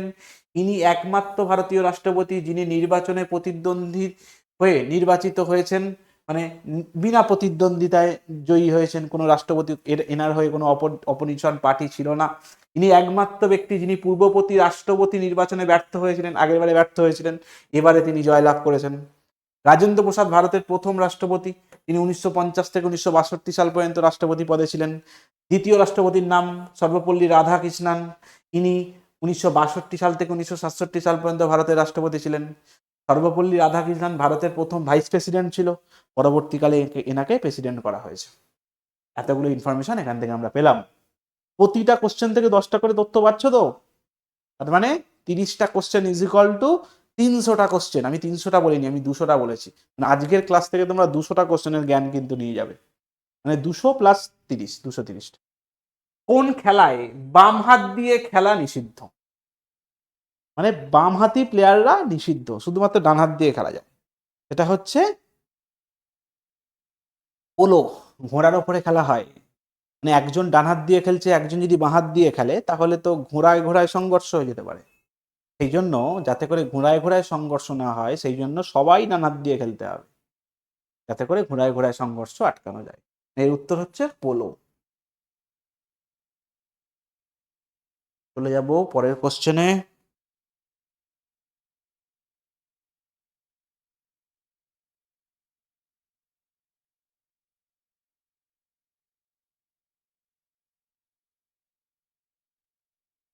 আচ্ছা, পোলো খেলার সাথে যুক্ত কিছু শব্দ পরীক্ষা কোশ্চেন আসতে পারে। ম্যালেট, বাঙ্কার, চুকার, এইগুলো সব পোলো খেলার সঙ্গে যুক্ত। এর মধ্যে পোলোতে যে ব্যাটটা ব্যবহার করা হয়, দেখবে ঘোড়ার ওপর একটা ব্যাট দিয়ে মারে, সেই ব্যাটটাকে বলা হয়েছে ম্যালেট। বাঙ্কার কি? বাঙ্কার হচ্ছে যেটা ফিল্ডের নাম, যেখানেতে খেলাটা হয়ে থাকে, মাঠের যে অংশটা, সেটা বলা হয় বাঙ্কার। চুকার হচ্ছে পোলো খেলার বিভিন্ন সেশন অনুষ্ঠিত হয়। ফুটবলে যেমন ফার্স্ট হাফ, সেকেন্ড হাফ, তেমনি আমাদের পোলোতে first chukker, second chukker, third chukker, সেগুলোকে বলা হয় হচ্ছে খেলার বিভিন্ন সময়সীমা। ব্যাকসুইং, ব্যাকসুইং হচ্ছে খেলোয়াড়রা যেদিকে যাচ্ছে তার বিপরীত দিকে বল মারতে হবে। মানে খেলোয়াড় যেদিকে যাচ্ছে তার বিপরীত দিকে বল মারতে হবে, তাকে বলা হচ্ছে ব্যাকসুইং। মানে নর্মালি তো এরকম ভাবে মারে, এই দিকে যদি মেরে দেয় তাহলে ব্যাকসুইং। কোন দেশ শুরু হওয়ার পর থেকে প্রতিবার ফিফা ফুটবল বিশ্বকাপ খেলছে? আমরা জানো নিশ্চয়ই, খেলা থেকে কিন্তু প্রচুর কোশ্চেন কিন্তু আমাদের স্কুল সার্ভিস কমিশন দিয়ে থাকে। তার মানে আমাদের ফিফা ফুটবল বিশ্বকাপ এটা কোন দেশ প্রথম খেলছে, মানে প্রতিবার খেলেছে? এটা এটা একমাত্র একটা দেশই আছে, সেটা হচ্ছে, তো দেবে, ব্রাজিল। ব্রাজিল হচ্ছে একমাত্র দেশ যারা প্রথম থেকে আজ পর্যন্ত ফিফা বিশ্বকাপ খেলে যাচ্ছে। ব্রাজিল প্রতিবারে খেলছে। 1930 সালে ফুটবল বিশ্বকাপ অনুষ্ঠিত হয়েছিল। দুবার মাঝখানে খেলা হয়নি, 42 এবং 46 আমাদের দ্বিতীয় বিশ্বযুদ্ধের জন্য। বাকি প্রতিবার, মানে ব্রাজিল মোট 17 বার না 19 বার খেলেছে। অলিম্পিক গেমসে যে 5টি রিং থাকে, এর মধ্যে ইউরোপীয় মহাদেশকে কোন রিং নির্দেশ করছে? এটা তুলনামূলকভাবে সোজা কোশ্চেন। না, আমি যে কোশ্চেন রাখছি তার মধ্যে থেকে এটা একটা সোজা কোশ্চেন, উত্তর দেওয়ার চেষ্টা করবে, এটা তো উত্তর দেওয়াটা উচিত। ফিফা বিশ্বকাপ, এখানে 5টি রিং থাকে, 5টি রিং 5টি মহাদেশকে ডিনোট করে। 5টি রিং এর কি কি কালার? 5টি রিং এর মধ্যে ইউরোপীয় মহাদেশকে ডিনোট করে নীল, হলুদ হচ্ছে আমাদের এশিয়াকে ডিনোট করে, লাল হচ্ছে আমেরিকা, মানে নর্থ আমেরিকা এবং সাউথ আমেরিকা, কালো হচ্ছে আফ্রিকা, আর একটা কালার হচ্ছে সবুজ বাদ যাচ্ছে, সবুজ হচ্ছে আমাদের ওসিয়ানিয়া, মানে অস্ট্রেলিয়া, নিউজিল্যান্ড, তাদের কালার হচ্ছে সবুজ। দেখো কালারগুলো সব এখানে উল্লেখ করে দিয়েছি, তোমাদের কোনো অসুবিধা হবে না যাতে। আচ্ছা, এই প্রতীকটা 1913 সালে আমাদের বুরন পিয়েরি দা কনবার্টিন, ইনি প্রথম এটা তৈরি করেছিলেন। এই বুরন পিয়েরি দা কনবার্টিন কিসের জন্য ফেমাস? ইনি হচ্ছেন আধুনিক অলিম্পিকের জনক। ইনি প্রথম অলিম্পিক কমিটি তৈরি করেছিল 1894 সালে, এবং এই অলিম্পিক কমিটি পরবর্তীকালে প্রথম অলিম্পিক আয়োজন করে কত সালে? 1896 সালে। প্রথম গ্রীষ্মকালীন অলিম্পিক কবে অনুষ্ঠিত হয়? 1896 সালে। এই এই অলিম্পিকের জন্য দায়ী হচ্ছে এই বুরন পিয়েরি দা কনবার্টিন। আর ইনি এই 5টি রিংকে ইনভেন্ট করেছিলেন এটা বোঝানোর জন্য যে এই খেলাটা গোটা বিশ্বের খেলা, গোটা বিশ্বের মানুষ যাতে অংশগ্রহণ করে, সেই জন্য। আচ্ছা, আর একটা মহাদেশ বাদ চলে যাচ্ছে, সেটা হচ্ছে আন্টার্কটিক মহাদেশ। এই আন্টার্কটিকা মহাদেশে তো মানুষই থাকে না, ওই জন্য ওদের জন্য আলাদা করে কোনো রিং নেই। মানে 7টি মহাদেশ আমাদের, 7টির মধ্যে আমেরিকা দুটোকে এক করে দেওয়া হয়েছে, উত্তর আমেরিকা, দক্ষিণ আমেরিকা, তাদের জন্য লাল করে দেওয়া হয়েছে। এবং আমাদের এই যে আন্টার্কটিক আন্টার্কটিক অঞ্চলে কোনো মানুষ থাকে না, তাই ওদের জন্য কোনো রিং নেই। কোন দিনে বিশ্ব স্বাস্থ্য দিবস 2025 পালিত হয়েছে? বিশ্ব স্বাস্থ্য দিবস কবে পালিত হয়েছে? তো দেওয়ার চেষ্টা করবে, এটা সোজা জিনিস। বিশ্ব স্বাস্থ্য দিবস পালিত হয় আমাদের 7 এপ্রিল, আমাদের হেলথ ডে, বিশ্ব স্বাস্থ্য দিবস। আমাদের ওয়ার্ল্ড হেলথ অর্গানাইজেশনের প্রতিষ্ঠা হয়েছিল এই 7ই এপ্রিল, এবং সেই দিনটাকে স্মরণ করে রাখার জন্য আমরা বিশ্ব স্বাস্থ্য দিবস পালন করে থাকি 7th এপ্রিল। এটা 2025 সালের এবারের স্বাস্থ্য দিবসের থিম কি? না, স্বাস্থ্যকর সূচনা, আশাবাদী ভবিষ্যৎ। এই থিমের ওপরে আমাদের এবারে স্বাস্থ্য দিবস পালিত হয়। আচ্ছা, বিমস্টেক শীর্ষ সম্মেলন 2025, এটা কোন দেশ আয়োজন করবে? বিমস্টেক, বে of Bengal initiative of economic cooperation, যার ফুল ফর্ম। সেই বিমস্টেক বঙ্গোপসাগরের আশেপাশে যে দেশগুলো আছে তাদেরকে নিয়ে গঠিত হয়েছে বিমস্টেক। এবং বিমস্টেকের এবারে নরেন্দ্র মোদী এই অনুষ্ঠানে অংশগ্রহণ করতে গিয়েছিল কিছুদিন আগেই। কোথায় গিয়েছিল? থাইল্যান্ডে গিয়েছিল। মানে এবারে বিমস্টেক আয়োজন করবে থাইল্যান্ড, নেক্সট বছর বিমস্টেক আয়োজন করবে।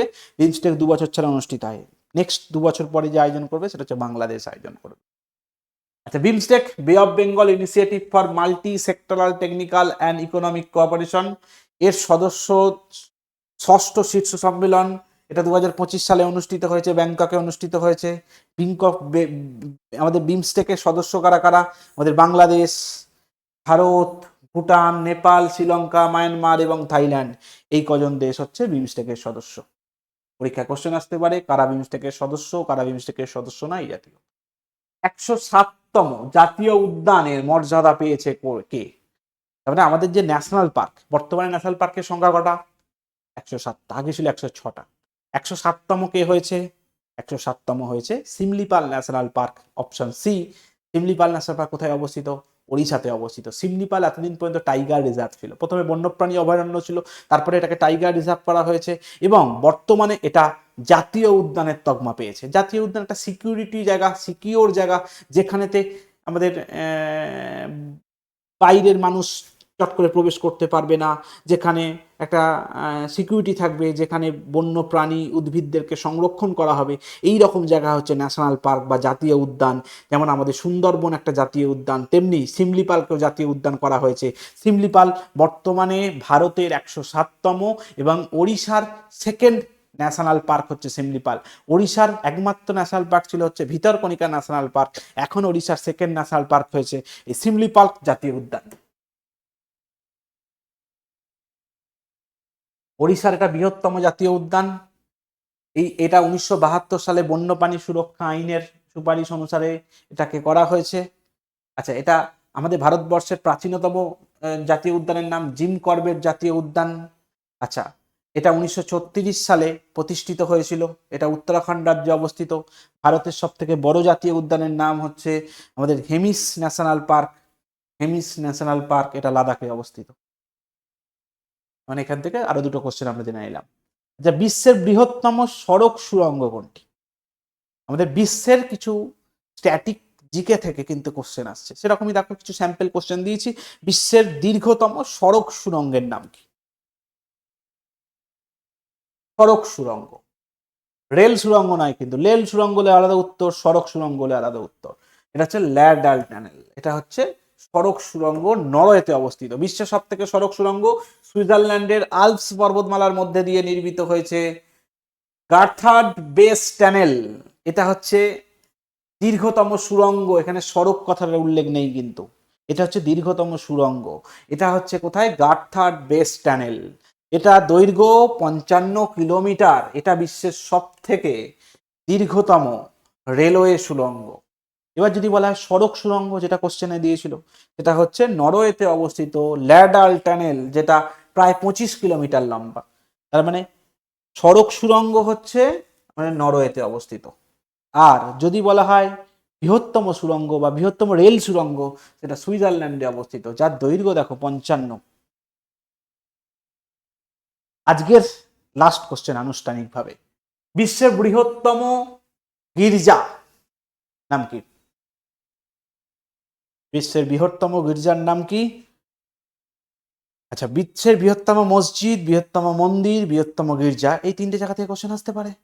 কোশ্চেন তোমাদের তুলে দিয়েছি। বিশ্বের বৃহত্তম গির্জা, গির্জা মানে কি? খ্রিস্টানদের প্রধান জায়গা কি? Vatican city. ভ্যাটিকান সিটিতে অবস্থিত হবে সব থেকে বড় সেন্ট পিটসবার্গ পিটারস ব্যাসিলিকা গির্জা, যেটা ভ্যাটিকান সিটিতে অবস্থিত। আচ্ছা, বিশ্বের একটা বৃহত্তম গির্জা ক্যাথলিক চার্চের কেন্দ্রবিন্দু এবং খ্রিস্টান ধর্মের অন্যতম গুরুত্বপূর্ণ স্থান হচ্ছে এই গির্জা। আচ্ছা, বিশ্বের বৃহত্তম মন্দির অঙ্কর ভাট টেম্পল, যেটা কম্বোডিয়াতে অবস্থান করছে, অঙ্কর ভাট টেম্পল। আচ্ছা, বিশ্বের বৃহত্তম মসজিদ মক্কার মসজিদ, যার নাম হচ্ছে আল হারাম মসজিদ। এটা ইসলাম ধর্মের সব থেকে পবিত্র স্থান এবং এই মসজিদে একসঙ্গে 40 লক্ষ মানুষ নামাজ পড়তে পারে, এত বড় মসজিদ। এই যে এখন মানুষজন হজে আছে, হজ যাত্রা করেছে, সেই হজে যে যায় সে কোথায় যায়? এই মক্কায় যায়, মক্কা মসজিদ। আজকের মতো ক্লাস এখানে শেষ করলাম। তোমরা যারা শেষ পর্যন্ত আমার ক্লাসে যুক্ত ছিলে তাদেরকে আমি কৃতজ্ঞতা জানাই যে তোমরা, তোমাদের মধ্যে সেই ডেডিকেশনটা আছে। তোমরা ভবিষ্যতে আমাদের চাকরির ক্ষেত্রে তোমরা সত্যি অন্যদের থেকে এক কদম এগিয়ে আছো, কারণ ক্লাসের টাইম প্রায় 1 ঘন্টা 35 মিনিট এবং অনেকেই আমাদের ক্লাস কিন্তু প্রথম থেকে যুক্ত হয়ে এখনো পর্যন্ত যুক্ত হয়ে আছো। তাদের ডেডিকেশনকে আমি সমর্থন জানাই এবং তাদেরকে ভবিষ্যৎ দিনের জন্য আরও শুভকামনা করি, যাতে করে তারা খুব শীঘ্র সফলতার মুখ দেখতে পারে। বাকি সমস্ত দর্শকদের যারা আমার ভিডিওটা দেখেছো তাদেরকেও অনেক শুভেচ্ছা এবং তারাও যাতে করে খুব তাড়াতাড়ি সফলতার মুখ দেখতে পারো, এই আশাই করি। আজকের মতো ক্লাস এখানে শেষ করলাম। যদি ক্লাসটা ভালো লেগে থাকে অবশ্যই একটা লাইক দিয়ে রাখবে। ভিএসসি প্ল্যাটফর্মে নতুন হলে চ্যানেলটাকে অবশ্যই একটা সাবস্ক্রাইব করে রাখবে, বন্ধুদের কাছে শেয়ার করে রাখবে। আরও এরকম ইনফরমেটিভ ভিডিও পাওয়ার জন্য অবশ্যই আমার ভিডিওটাকে একটা লাইক জানিয়ে। এখানেই ক্লাস শেষ করলাম। সকলে ভালো থেকো, আবার দেখা হবে নেক্সট সেশনে।